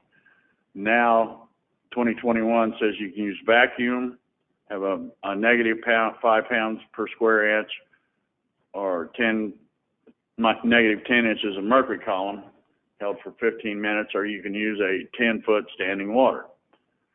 We've checked around with some other jurisdictions, and I think what we're proposing, to amend it to is new plumbing work, parts of existing systems affected by new work shall be inspected by the building official, compliance with the requirements of this code. In lieu of water or vacuum test, we're going to have a verifiable primer application.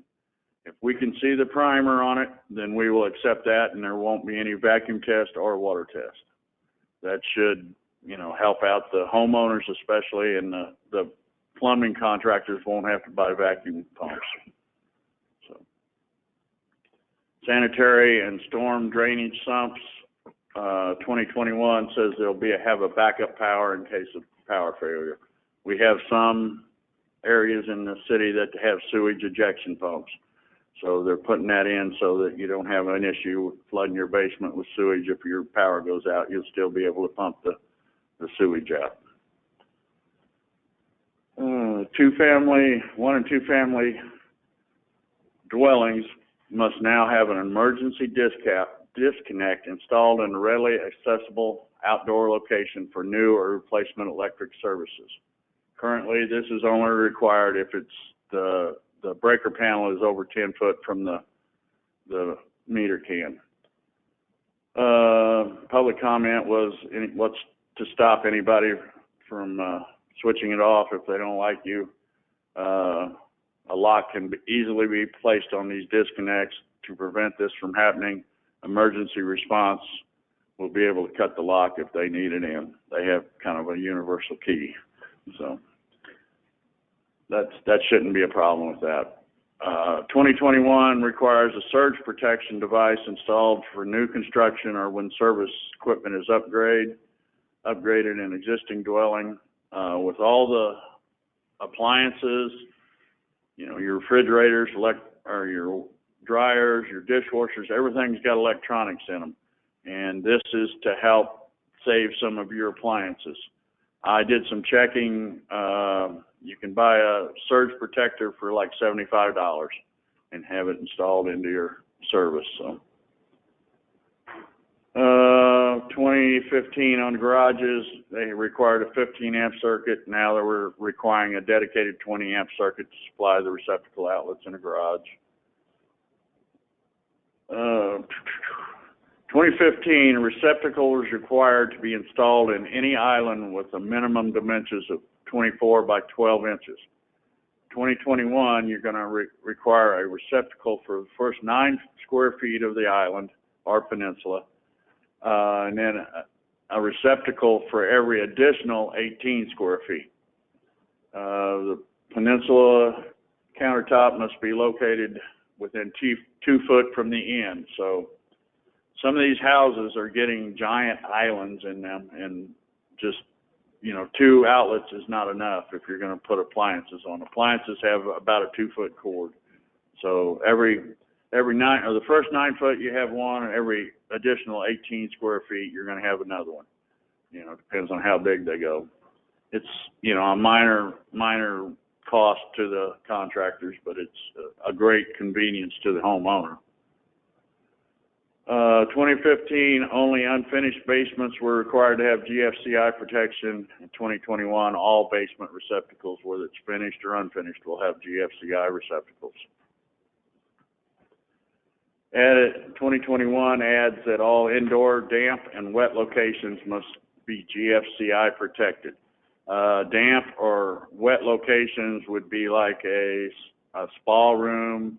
You have a hot tub inside your house or in the garage, that would be considered, or even in an enclosed area outside, that would be considered an indoor wet or damp location. So it's for protection of the homeowner, GFCI.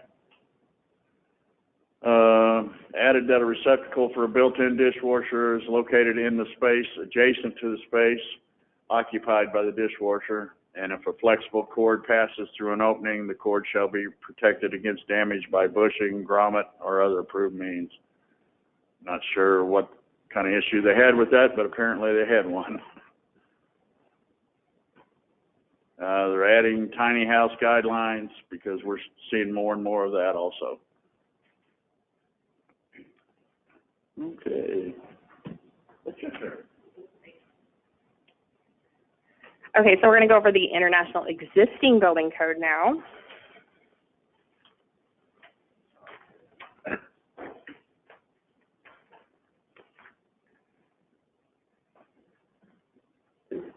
So the first one is Level 2 and Level 3 alterations, additions, change of occupancy, or relocation of a Group R, which is any residential, and I-1 occupancy. So I-1 are 16, more than 16 people who reside on a 24-hour basis.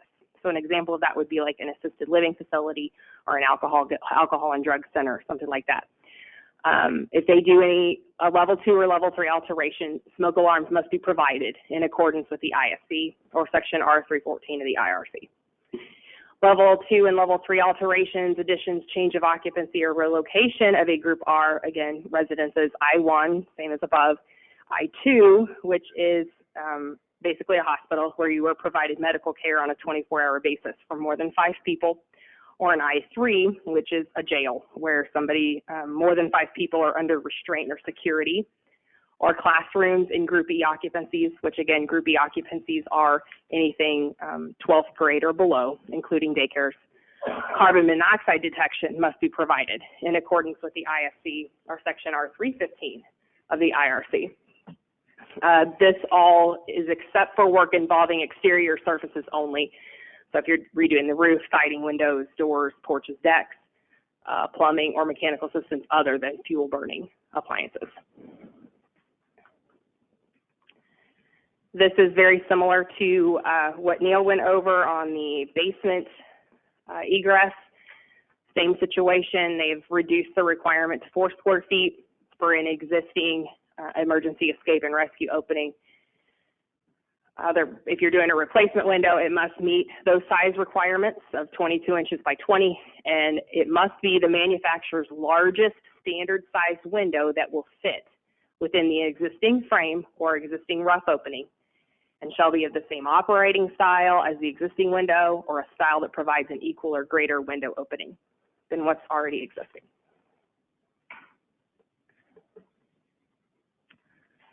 Level 3 alterations, except in Groups U. So Group U would be an accessory structure like a barn or a tower. R3, which is single family residential, or F2, which is a low hazard factory. It's like a glass factory or a foundry. Shall be provided with automatic sprinkler protection where it would be required by the IBC and the building has sufficient municipal water supply for such system. So if Level 3 alterations are done in any other category than those 3, and they do not have an automatic sprinkler system where it would be required, they will have to install one. Next is the National Electric Code. Just a couple of things. Any building or structure that is declared substandard or dangerous due to electrical conditions must, if repaired or reconstructed, be brought up to passable standards and be wired in accordance with the present electrical code. Also, if all buildings or structures that are damaged by fire due to electrical conditions shall be inspected by an established electrical company licensed by the city before electrical power is reconnected or turned on.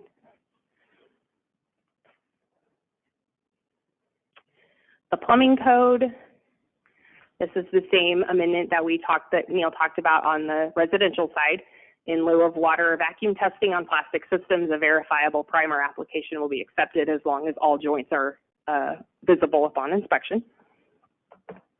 And then again, like Neil went over, sanitary and storm drainage pumps will have to have a backup power system in case of power failure.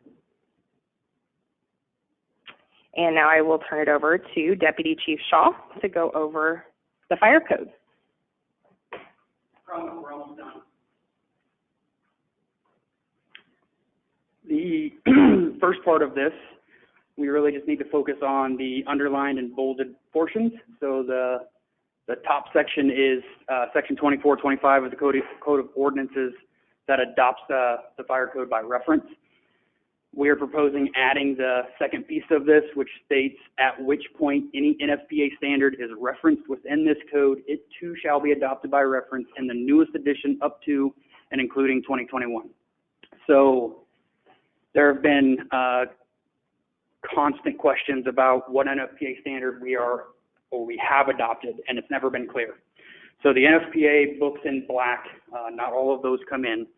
But when you have to put in a sprinkler system or put in an alarm system, NFPA 13 is referenced within the IFC, or NFPA 72 is referenced within the IFC. So then the developers end up calling and going, hey, which NFPA standard or what edition have you guys adopted? So adding this allows those developers to know exactly what edition we're using upfront instead of delaying the process and having to communicate exactly what we're doing. Public comment, the appendices were not readily available, and they wanted clarification on apparatus access road services and fire hydrant requirements. Within the hydrant side, there are no significant changes within the appendix there, and the appendix D, which talks about apparatus services, is word for word the same from 2015 to 2021, so there are no changes there. Ceiling clearance, this is going to be huge for all of our business owners. We, within 2015, you had to remain 2 feet below the ceiling on all storage and 18 inches below the head of a sprinkler system on all storage. 2021 is allowing storage all the way to the ceiling as long as it is against a wall. So if you have shelves going all the way up to the ceiling on the wall, you'll be allowed to store all the way up to the ceiling. Out in the middle of the room, it still requires the 2 feet or the 18 inches. So everybody gains a little storage space. Crowd managers, 2015 was 1,000 people or more. You had to have crowd managers. They are now requiring that at 500 people. However, outdoor events still remains at 1,000. Fire command centers have been a thing in high rises for as long as I can remember. They are now adding that to F and S occupancies, which are factories and like warehouses storage. If they are over 500,000 square feet, they now are required to, within 2021, to have the fire command center added to their structure as well. So those are the alarm panel, the sprinkler controls, all of that is all within that fire command center and some communication equipment. The next one is responder communication coverage. So in very large buildings, metal buildings, and concrete buildings, getting our radio signal out to command or out to dispatch is extremely difficult. So there is a provision in here that if we have dead zones within that building, we can require the addition of a repeater to be added. That has been a thing in 2015 as well. They just did a lot of clarification there. This is a new section, closed dryer exhaust systems. This never existed in 2015. Ultimately, this is just saying that this is how you're going to install a exhaust system, and it requires maintenance and cleaning. It is amazing how many dryer fires we go to. Portable extinguishers, specifically in Group E and S, This is another benefit to our business owners and our schools. There was no change to exception 1, but exception 2 talks about group E. As Devin alluded to, this is our schools below 12th grade. They're now going to allow fire extinguishers to be placed within the classrooms themselves instead of them being required to be out in the hallway.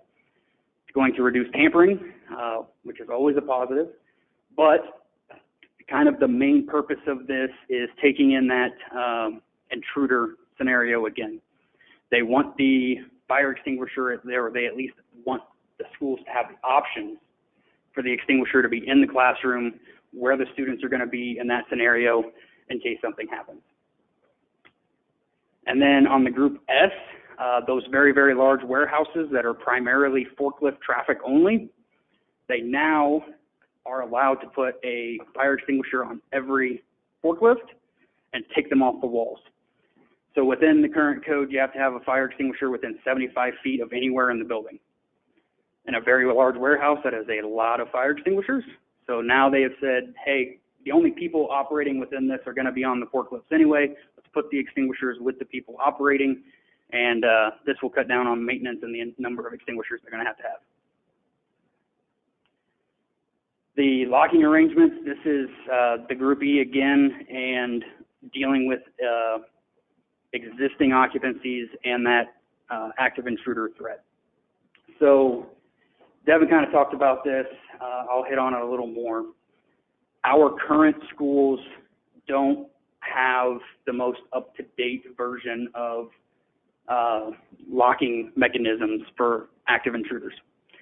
So they have created their version that is providing that protection, and we want to be able to work with them individually to approve those methods, but make sure that they're only being used in that scenario so that we don't have issues with students escaping during a fire scenario, but we can still protect them during one of those events.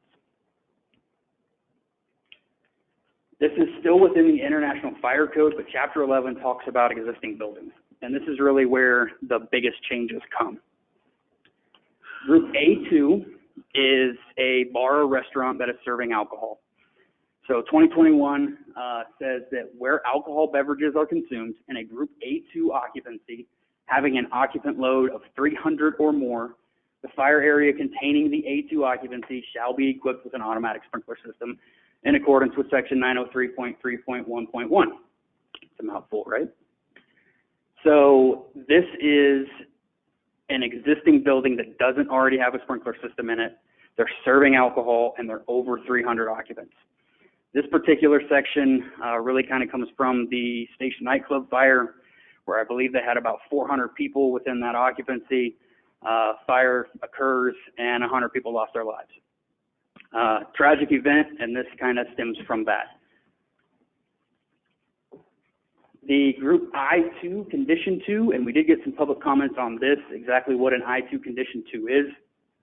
So I2 is that institutional, and then there's a Condition 1 and a Condition 2. Condition 1 is the easiest way, is the nursing home, assisted living type facility. They're not providing emergency care, and they're not providing the psychiatric units and the detox.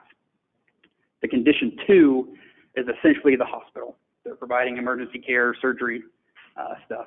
So if there's an I2 Condition 2 that exists that doesn't already have a sprinkler system, they would have to put one in.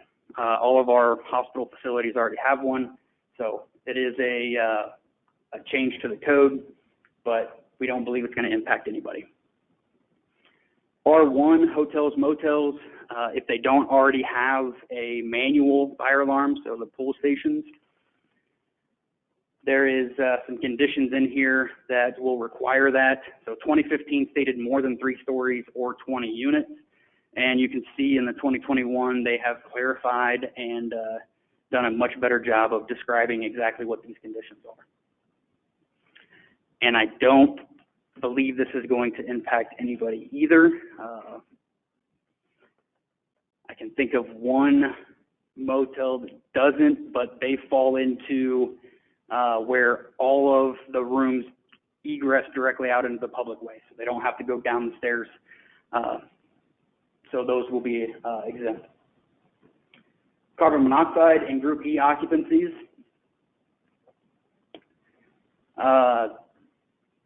They have kind of strengthened this and clarified it, but they also added the bold portion here that it is permitted to be solely battery operated, where the code that was in effect at the time of construction did not require carbon monoxide detectors provided. So they're adding in this requirement, but they're allowing it to be a plug and play or a battery operated system.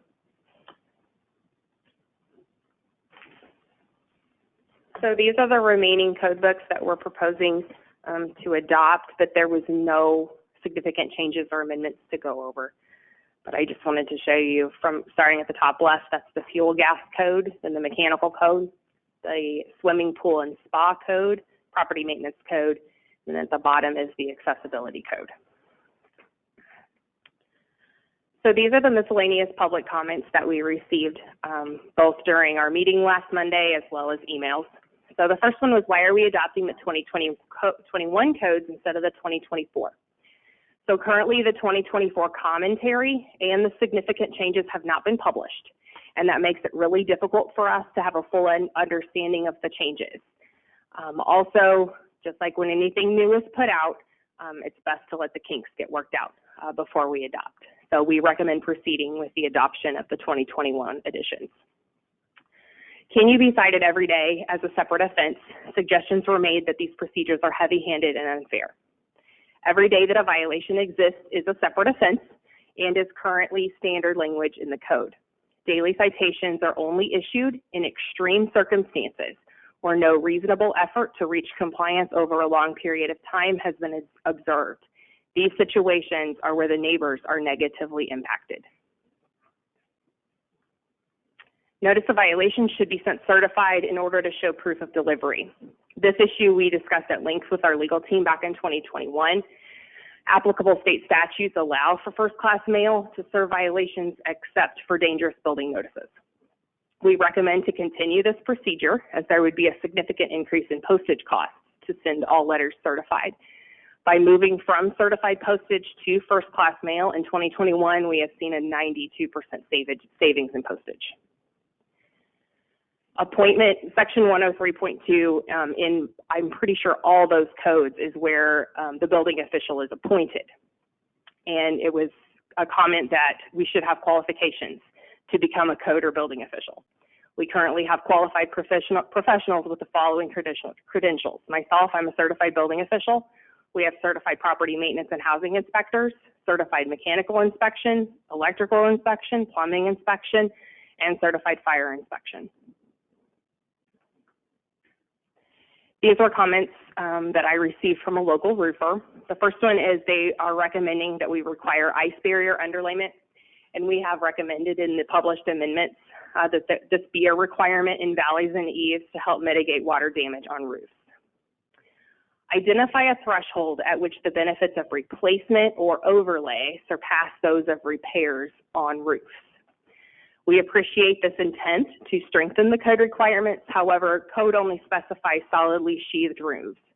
We are not recommending regulations that go beyond the intent of a solidly sheathed roof and prescribed methods. Workers' compensation requirements for roofing companies. Sole proprietors who are exempt from carrying workers' compensation subcontract roofing jobs to others that don't have proper insurance. We also appreciate this concern, but we encourage all property owners to investigate potential liabilities with their selected contractors. The building address section in multi-tenant buildings, addresses will be required to be illuminated. A question arose if this regulation would be retroactive. And the answer is no. This would not be required on existing structures unless there is a change in tenants or occupancy. This greatly assists emergency response on properties that have multiple entrances. There's a comment made about increasing permit fees. Our current permit fees have not changed since 2017. Citizens and business owners having negative and difficult experiences with the city regarding permits, building code compliance, procedures, and overly aggressive code enforcement, resulting in the city having a negative reputation. We take these comments very seriously. While understanding tension is common when enforcing public safety laws and codes, a balance must be obtained in protecting the public while also considering the impact on an individual. We fully acknowledge that we can and we will continue to improve our approach to reduce this tension. Towards that end, we encourage open dialogue about any specific issues. We have multiple avenues that are available for individuals' concerns and complaints to be heard. We are very open to constructive criticism and for all perspectives to be considered. Through open communication and transparency, we hope to promote the health, safety, and well-being of the community as a whole, while also reducing the natural tensions that occur. Too much regulation takes away from the property owner's rights and limits the freedom of owners and developers to customize their properties to suit their needs and preferences. Our goal at all times is public safety and property value protection. It is industry standard across the country for municipalities to have up-to-date building, fire, property maintenance, etc. regulations. In fact, the insurance agency looks for these updates when setting premiums. Therefore, eliminating or failing to update codes will cause insurance companies to assess a higher risk to life and property, causing individuals' insurance premiums to increase and or impede their ability to obtain coverage at all.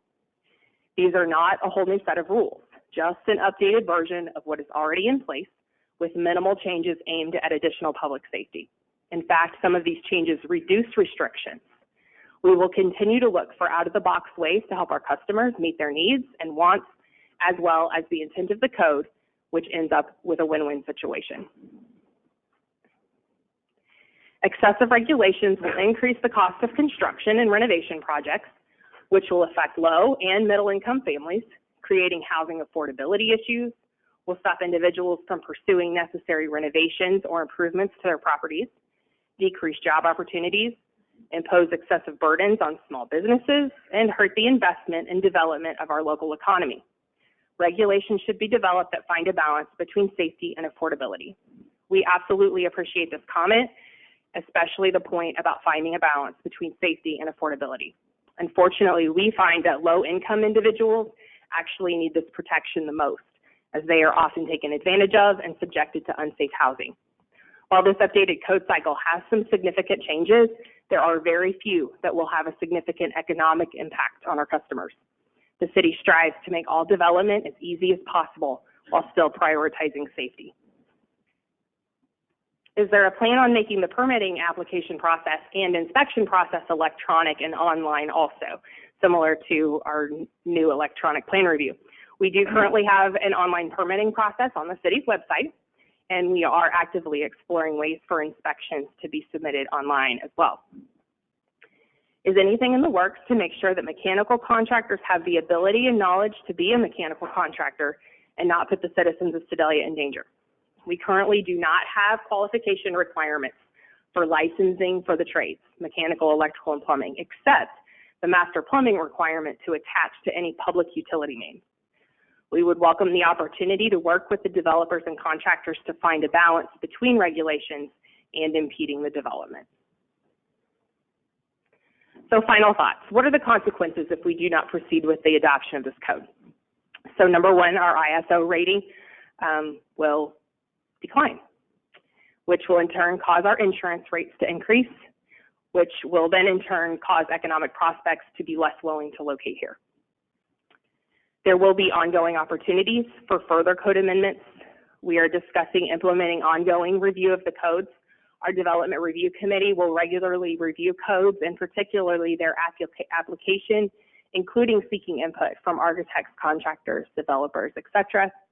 Then that recommendation will be submitted to the Public Safety and or Community Development Council Committee, who will then make a recommendation to City Council for consideration.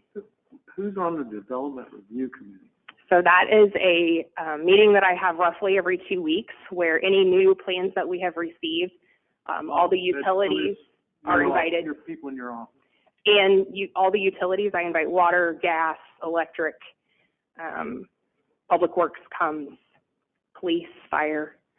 And then always the developer is welcome to come, but they usually don't. but it's open to everybody to actually look at the plans. Well, I mean, I Dig would in. think contractors could come. Oh, yeah, absolutely. I'm not sure, I haven't been aware of anyone, we ought to publicize that again a little bit. I think that'd be great. Sure.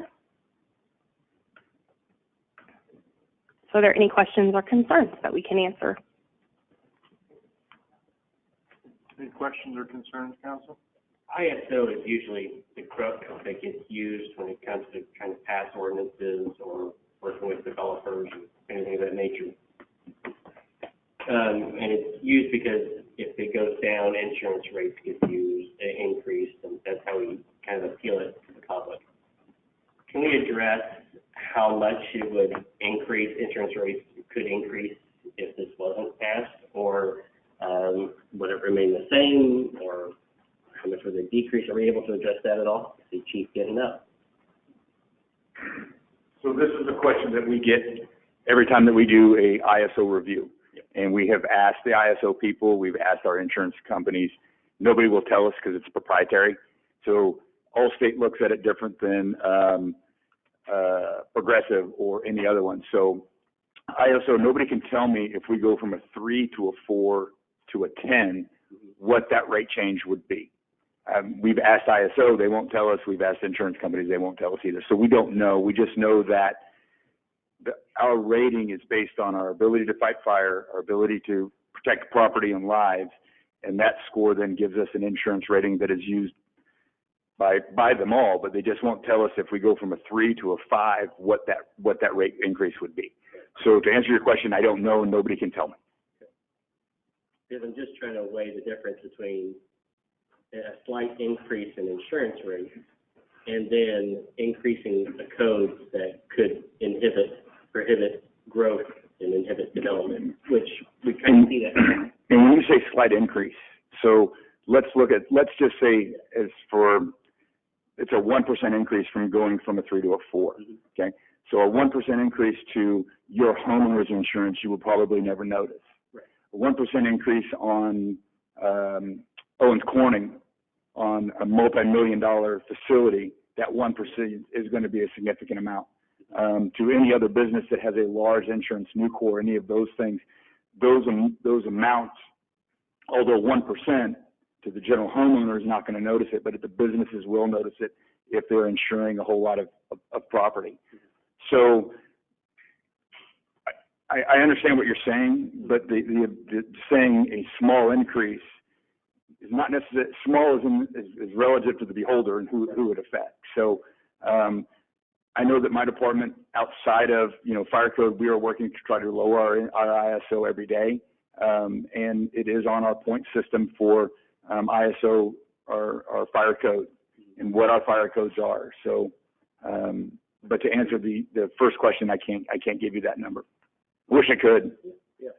I would echo, the legal department has looked at this as well, and I understand the appeal of a mathematically correct thing. It would be really great to know this decrease equals this many dollars. And I echo the chief's concerns. I can tell you that cities that have a degrade in their ISO will have a opportunity for more increased insurance costs. That I can assure you of. If your ISO changes, insurance carriers will look at it and they'll consider making a change. But I can't get any more specific than that. Matt? Yes, sir. Chief? But the code is just a small part of it. It's hydrants and working. Yes. Everything, equipment, the fire equipment. Staffing. The training, the staffing. So this is it's a check mark. It's a part of it. It could cause it to go up and down, but there's a tendency. I would think working hydrants or non-working hydrants could be as much or more important. So it. Absolutely. We have a little more leeway with hydrants simply because we have so many of them. So we can catch hydrants blocks away or whatever, and getting water, we have ways of getting water through either mutual aid or finding another hydrant. And you're right, but when there's only 10 points separating each level, and we scored a 73 on our last ISO rating, is that correct? 73.6, I think. So when you have 10 points between each level of ISO, where we've picked up in training, and we've done a significant amount of training, we could lose with fire code, we will lose points for hydrants and those hydrants being out of service, that we will lose points off of that. And you're right, they are just check marks, but it's a very give and take, and then they have weighted factors. So fire codes may weigh heavier in the points than hydrants or training. Do you know if they do or don't? Or They do. Everything is weighted, and it's and I don't have the specific numbers. I can send it to you. Okay. No, I get it. I guess I would add from my perspective, you know, the codes add a industry standard as well as the ISO ratings come in, and whether it affects your insurance cost or not, it is an outside company coming in and assessing our ability to keep people safe and protect property. So that objective outsider look at us, why wouldn't we want to be able to say that we do a better job of protecting life and property? Oh, And I would like to just echo one thing. I don't mean to interrupt you, so I certainly did not. It was stated earlier in the presentation, and I think it deserves to be brought back up again, is that fire code, building code, electrical code are the minimum standards. They're not, these are the minimum standards that we try to work off of. It's not trying to be overbearing and overreaching where we're trying to do that, but this is the minimum standard that we try to work on. So with that, I mean, we want at least the bare minimum. And so I encourage you guys to let us do this. And I know there are a lot of people here to talk about it, so I'll try to move on very quickly. Anything else? Not particularly to that. Okay. Anything further, council? Before we move on, I would like to hold an amendment out to council, and this is in reference to section A 105.2.1, emergency repairs of the International Building Maintenance Code. The current text in its current form reads, where equipment replacements and repairs must be performed in an emergency situation, the permit application shall be submitted within the next working business day to the building official. What I would like to propose to you to amend this to would be to where equipment replacements and repairs must be performed in an emergency situation, the permit application shall be submitted within the next 3 working business days to the building official.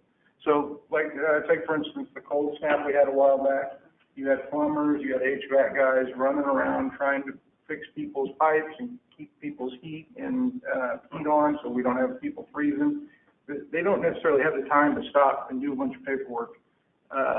This gives them an additional window to where they can come back and apply for those permits and do that paperwork. So I would propose that to the body, and I would entertain a motion in a second.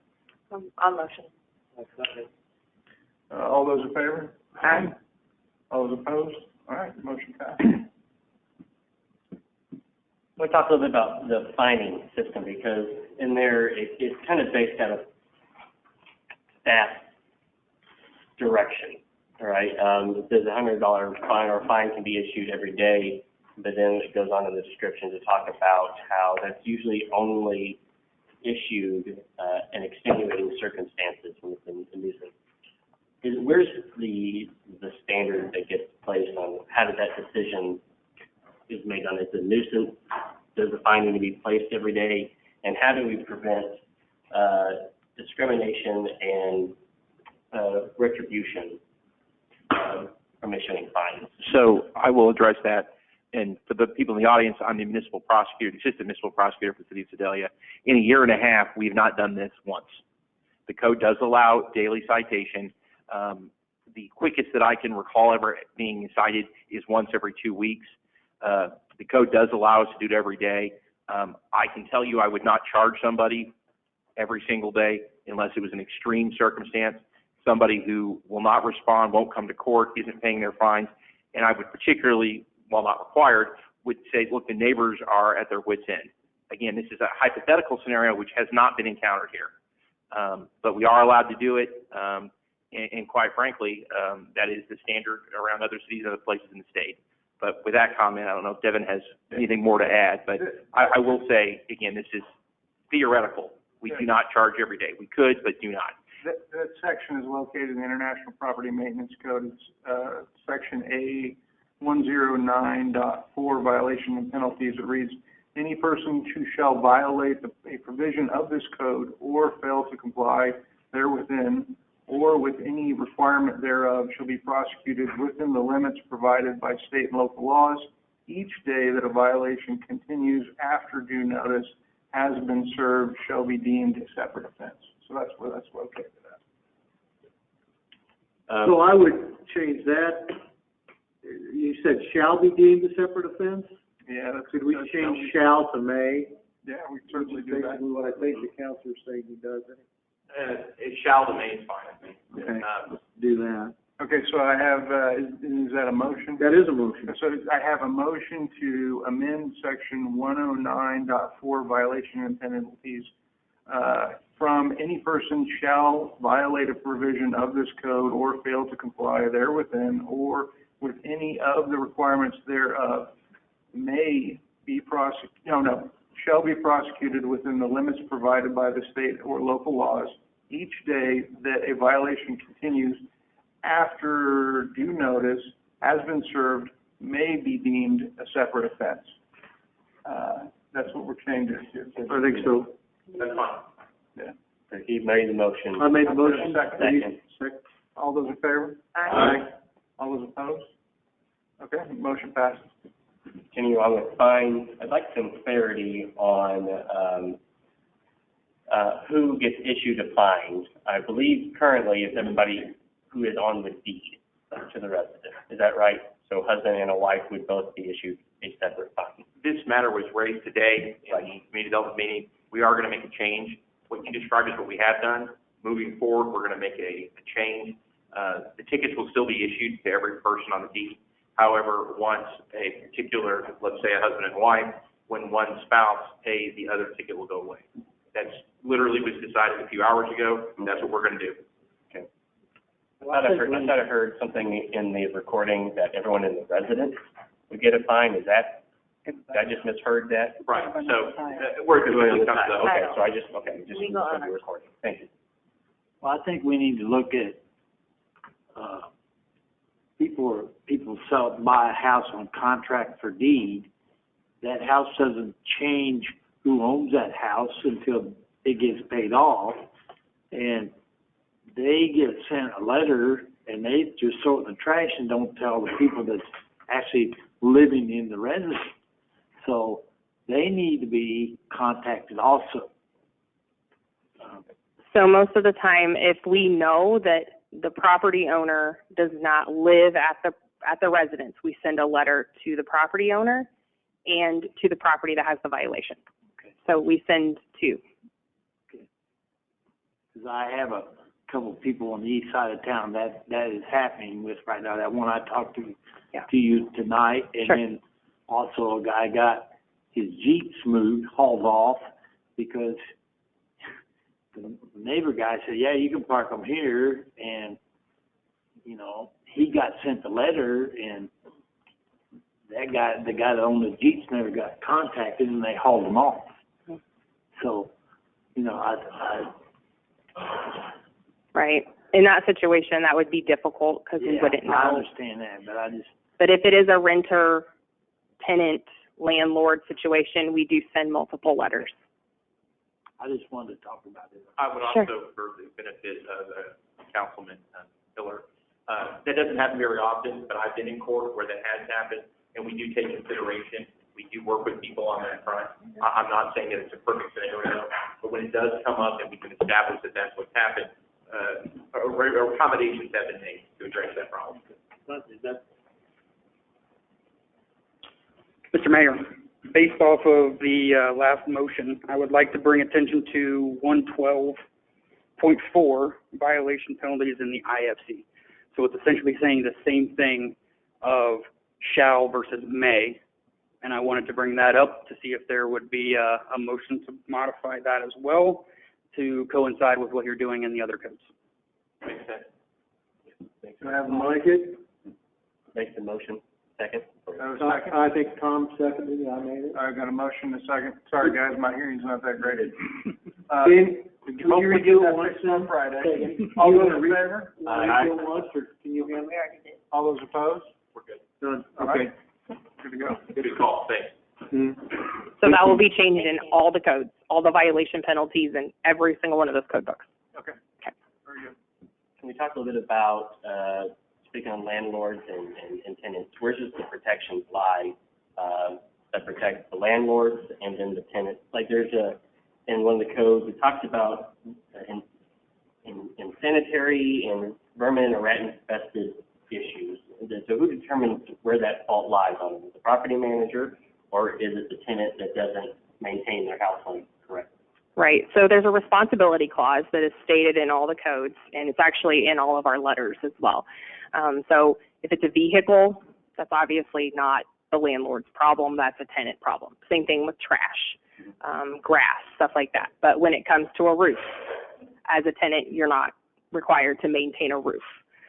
So we kind of draw, if it's a structural issue that involves the actual structure itself, that is a landlord situation. If it's trash that is caused by the tenant, that's a tenant responsibility.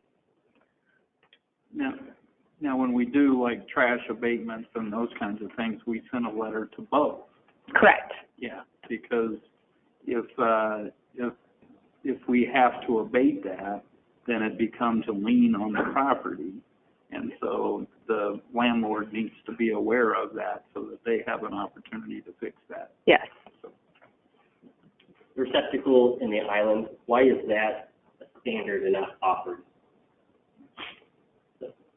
That makes sense. For appliances.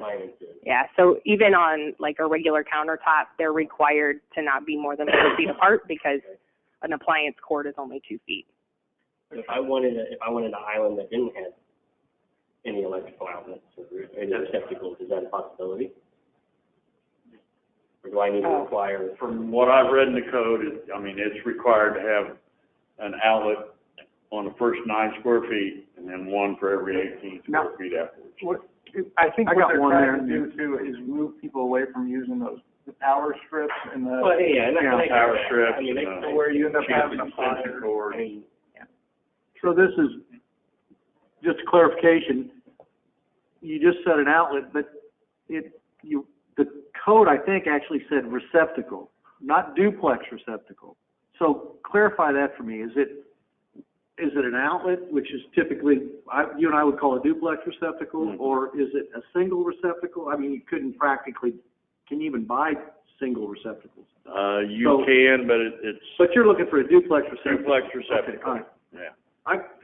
Can I ask one more question of Devin? And so I had several calls, and I don't even know for sure. I just want to clarify something. I had some calls from a couple different landlords that were worried about changes in occupancy, and I think they were confused.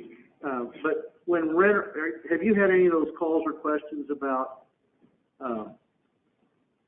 from landlords worried that they couldn't get that there was going to have to be an inspection after a change in occupancy? And I think some people that are landlords were confused, thinking they wouldn't be able to get us over there to inspect and then get someone in. They moved somebody out on the 28th or 29th or 30th, and we couldn't get there. It'd be hard for us to staff it. There's no conversation about changing. No. I think that was just confusion about the word occupancy. Right, and it might come from the business occupancy thing, and that only applies to business. So I'd have some questions about that. That's nothing that we're, okay, No. thank you. So just to be clear, there aren't going to be any inspections when one tenant moves out and No. the other tenant moves in. Yeah. Absolutely not. Yeah, I think it was just confusion about the word occupancy and. Right. Okay. Yeah. Okay, thank you. You're welcome. Any I think other? that's all I have, but we've got 60 days, so I'm sure I'll have more. 90 days. No, not thinking, we have 90 days. Anybody else? All right, thank you guys very much. Thank you. All right. Second item under community development is authorizing agreement. Let's see. Council acted in 2013 to implement a program to provide structural engineering reports for downtown buildings. This was done to take a proactive approach to public safety after seeing communities dealing with individuals dying in building collapses, such as Clinton, and sadly, even here in Sedalia. In 1986, here in Sedalia, a building collapsed, killing 2 and injuring 2 others. Then in 2006, a building collapsed in Clinton, killing 1 individual, and 9 others had to be dug out of the rubble in various states of injury. In 2009 through 2011, 3 more buildings collapsed in downtown Sedalia. Luckily, no one was in any of these 3 buildings at the time they collapsed. However, these real examples of the dangers that could exist but remain unknown to untrained eyes push the city to take action to protect the safety of the citizens from further building collapses. City officials work with council to set up a program where the city hires and pays for the cost of a structural engineer to inspect downtown buildings and provide professional advice on the structural integrity of the buildings. This inspection is to be conducted every 10 years, so staff has issued a request for qualifications, RFQ, to select structural engineers for the update in 2024. Staff recommends engaging PST Engineering for this task and has negotiated a cost of $1,100 per structure for the work. All right, call for the reading of the ordinance authorizing this agreement. Bill number 2024-25. An ordinance authorizing an agreement for comprehensive structural integrity inspections of downtown commercial district historic buildings. Second reading? Second. Any council discussion regarding the second reading of this ordinance? Having heard none, all those in favor? Aye. All those opposed? Motion passes. Bill number 2024-25. An ordinance authorizing an agreement for comprehensive structural integrity inspections of downtown commercial district historic buildings. Final passage? Second. Any council discussion regarding the final passage of this ordinance? Having heard none, roll call, please. Bogus, Yes. Hiller, Yes. Cross, Yes. Foster, Yes. Bliss, Yes. Robinson is absent, Oldham, Yes. Marshall. Yes. 7 yes, 1 absent. I do want to make one comment or clarification, that those inspections are provided by the city at no charge, or the individual could choose to have their own engineer create that report and send it to us, right? And being reimbursed. And be reimbursed, Yeah. say, property And I settlement, think it's $500. up to $500. I don't remember the exact amount, but yeah, you're accurate. But I think we needed to emphasize that this is something we do every 10 years, and it's at no cost, it can be at no cost to the building owner. Okay. Anything else? We're covering the bill. Chairwoman Foster? That's it. All right, moving along, we have nothing for public safety, another business, we have no appointments. We do have some liquor license renewals. Go ahead and call for the reading of the liquor license renewals. We have 5 renewals tonight. Gloria Ayala doing business at Tacos de Galado at 813 Thompson Boulevard for liquor by the drink and Sunday sales. Benjamin Cheney doing business at Smoker Friendly at 1700 East Broadway for packaged liquor and Sunday sales. John Swearingen doing business at J.A. Lamy Manufacturing Company at 108 West Pacific for liquor by the drink. Mandeep Kaur doing business at Today 66 at 120 East 16th for packaged liquor and Sunday sales. And Ravi Patel doing business as Liquor Locker at 513 West Main for packaged liquor and Sunday sales. Motion approved. Second. Any council discussion? Having heard none, all those in favor? Aye. All those opposed? Approved in block. Approved in block. Up next, we have miscellaneous items from the city council or city administrator. Does anybody have anything they'd like to share? Your Honor, I would like to make the announcement that this coming Sunday, the NAACP of Pettis County, Sedalia, will have their Black History program at Burns Chapel Free Will Baptist Church starting at 3 p.m., and the public is invited. Very good. Thank you, everybody, for sticking out with us tonight. Yeah, that's what I was going to say. I sure appreciate all of the interest and the attendance by the public. And then beyond that, looking forward to the budget work session. And again, that's an open meeting. Everybody's certainly invited to attend to see how the sausage is made on the budget. And also the Boys and Girls Club, the teen center plans were revealed. It's going to be a great asset to the community. Anything else, council? We visited Jeff City yesterday, several of us, and saw Senator Crawford and, Representative Pollitt. Roger Reedy had a pretty good day. A lot of discussion about a variety of different issues that affect us. Yeah, I shared with the hospital today at the finance committee that you guys were there advocating for those 340B protections. That is a huge lifeline for our hospital. Excellent work.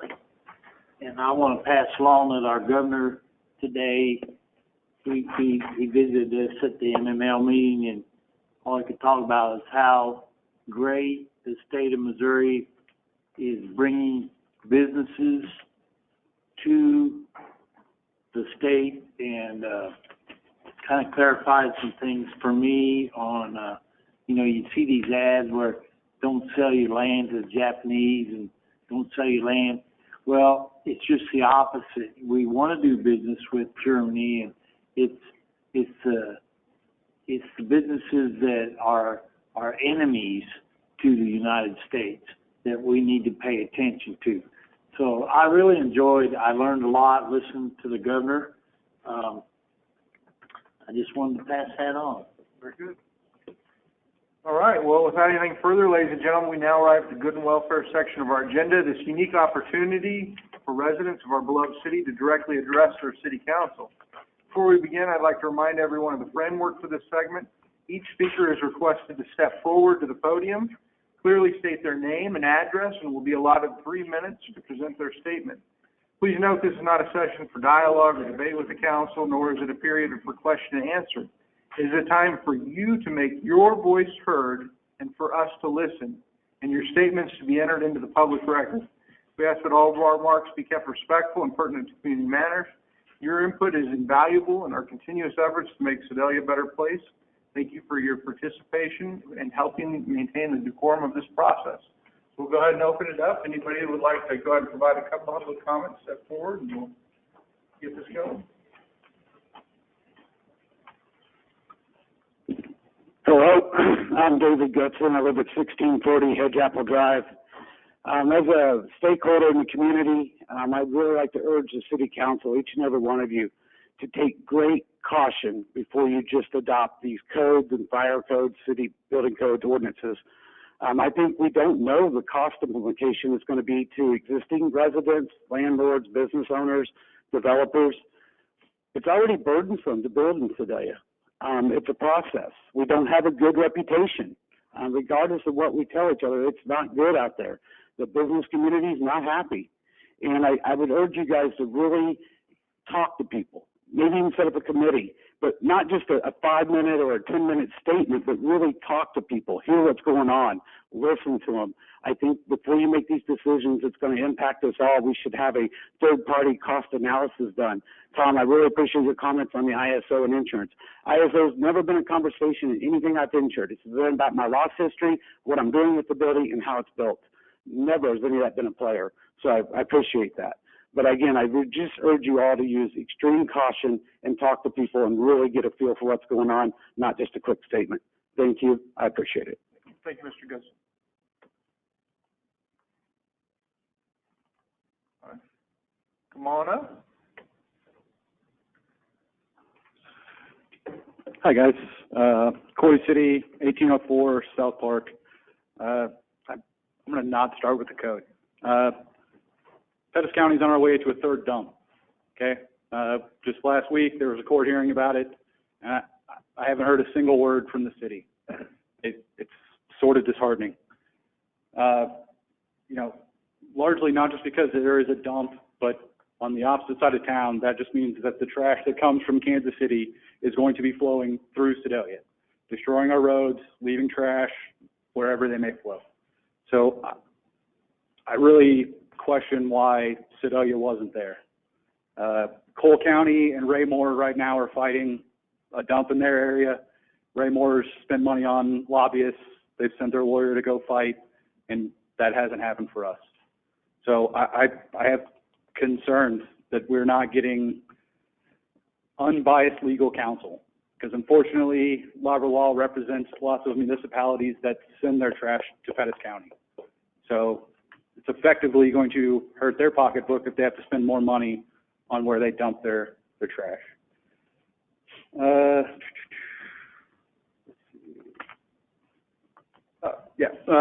So on the codes, this is what sticks out to me. The city and the codes are to minimum standards, but they don't go into anything about build quality. So good quality, bad quality, doesn't matter as long as it meets the code. So essentially, which do you think is going to matter more, if it's quality built or built to code? Because there's lots and lots of houses still standing in Sedalia that aren't built to these codes, that have been here for hundreds of years, or 100 or more years. And I think that also comes into, there's lots of realtors here, and I can tell you that if two houses are built, one inside the city limits and one in Pettis County that has no codes whatsoever, the one in Pettis County is going to be more expensive. The same house, same land, that's sort of the way it works. Let's see. And this was actually brought up for the code, sections 103.2, 103.3, the qualifications. Really what I wanted was they should be elected officials, in my opinion. The city uses code enforcement as an HOA, and at least in an HOA, you get to elect the person that drives around and says your grass is too tall, there's too many things on your front porch. To me, it'd be very easy to elect the one that serves your ward. Then if you don't like the way that they're doing it, you don't like the way that it's being handled, you can elect someone new. Let's see. Because notice of violations. 92% cheaper to send it first-class mail. Sending it registered mail is 100% sure that the citizen gets it, citizen's notified. And then last one is the trash trucks. Did the same people that picked out the two new ones pick out the 5 old ones that failed? Like, that's sort of a concern to me. Okay, thank you guys. Thank you, Mr. Sennett. Anybody else?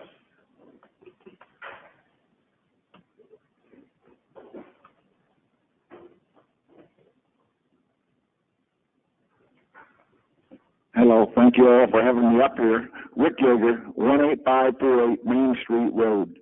Like David said, I want you to consider this very strongly before you adopt this 2021.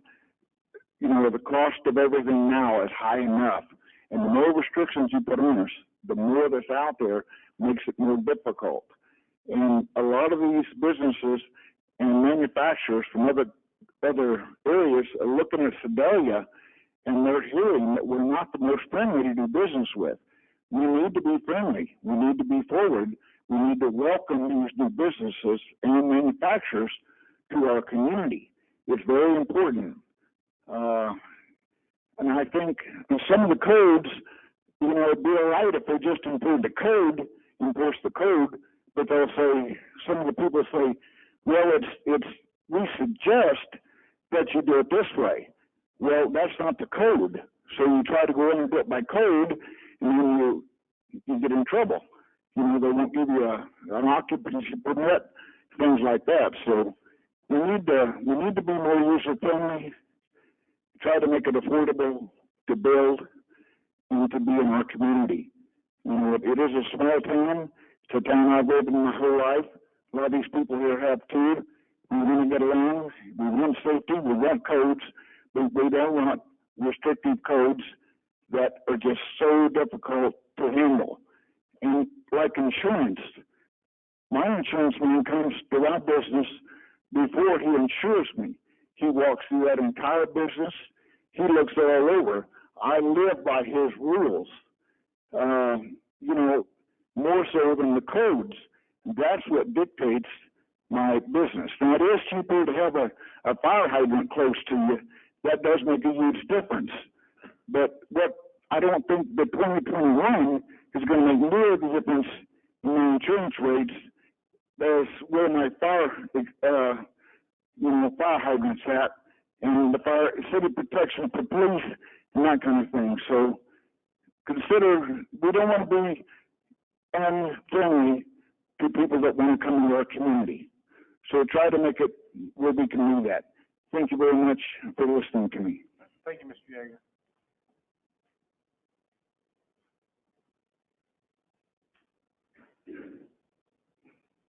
Diane Simon. I'm with Thompson Hills, EW Thompson Inc. I don't live here in town, but I own property in town. My home address is 17449 Brockman Avenue, Colcamp.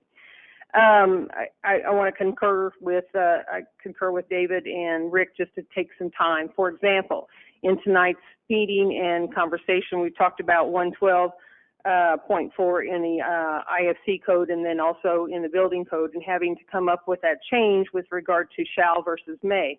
And that came up from conversation here tonight and comments. So what else is in the code changes that, you know, one little word makes a difference. I still have concerns and want some clarification, and I'll email Devin and Kelvin and ask about 112.4, which basically is the same in the building code. I want, you know, as to who actually has the direction to shut somebody down, and how that compares to the prior code. So I'll send an email on that. And that's IFC?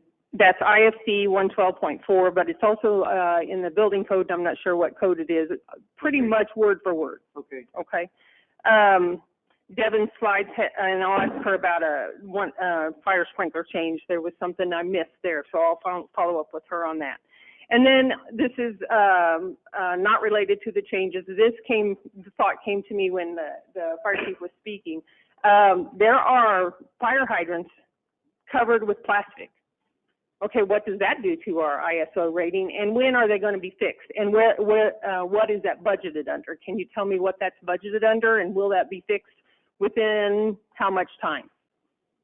Yeah, we can get back to you on that. Kenton Mitchell has one.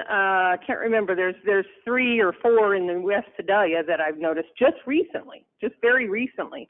And I mean, that's a newer area of town, and I haven't looked all over town, but then I'm concerned that there are areas or buildings without fire protection now. So, thank you.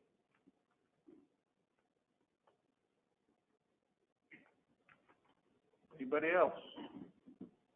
Come on up. Well, she's coming up. There's going to be several comments from citizens over the next 90 days. Can we have council get updated on those conversations periodically throughout the 90 days? Certainly. Hi, I'm Becca Lestrada. Oops. Gonna work? There you go. I'll talk a little louder. My main concern are the people that live on the west, on the east, north, south. A lot of those people, they do their best to fix their homes, but they just don't have the money. And I'm here to plead that you give them enough time to fix them. Since COVID, we don't have people that are willing to work. And when you get someone to work, they don't show up. Then you have the building codes, the building inspectors on people. People have contacted me because they're afraid to come up here and voice their opinions. And I would just like to ask you all to please give them some more time. Thank you. Thank you, Mrs. Strong. Anybody else?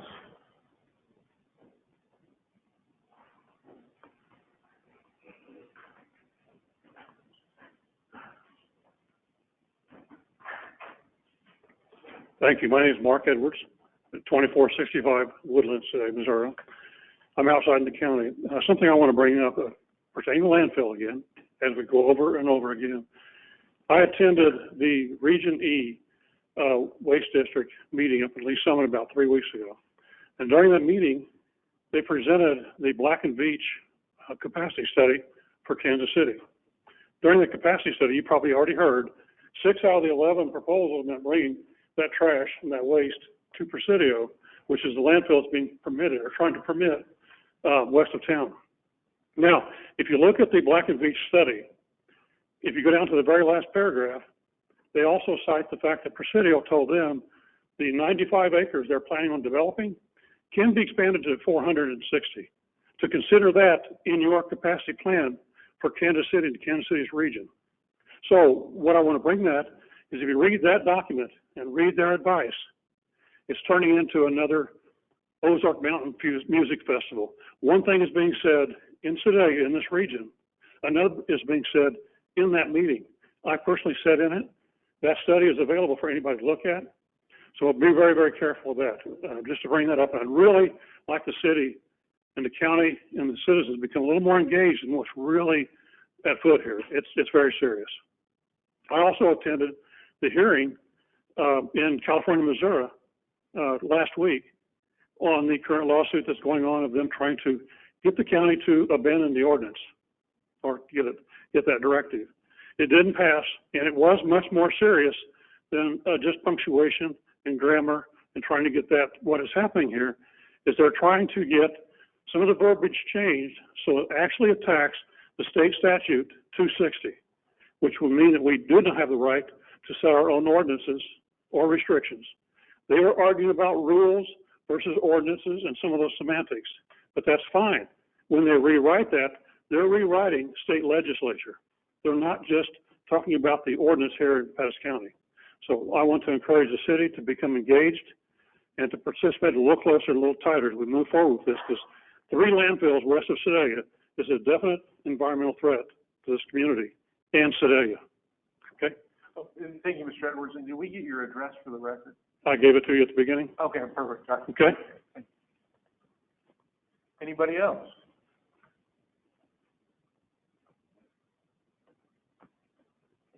Being no more comments, I move to closed door session for legal advice, real estate, and negotiated contracts. Okay. Second. Any council discussion regarding the motion? Having heard none. Need a roll call, Mr. Mayor. Yeah. Need a roll call. Okay. Robinson, Sampson, Oldham. Yes. Marshall. Yes. Vargas. Yes. Hiller.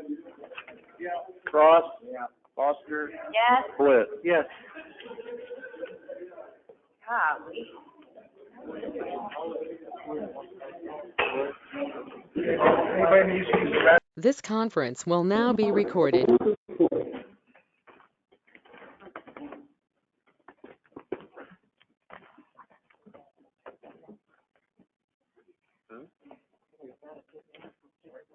don't think so.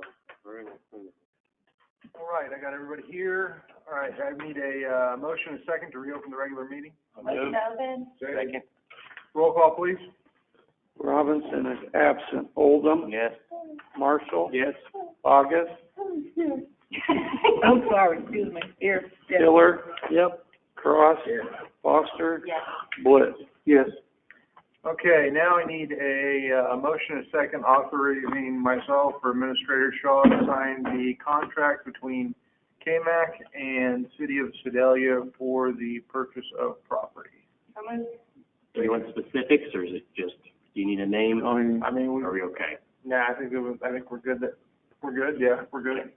All right, all those in favor? Aye. All those opposed? All right, thank you, council. Now I'd entertain a motion to adjourn. So moved. Very good. Have a second? Second. Okay, second. Let's see, do I need roll call? No, we just adjourned. Okay, all right. I think we need to find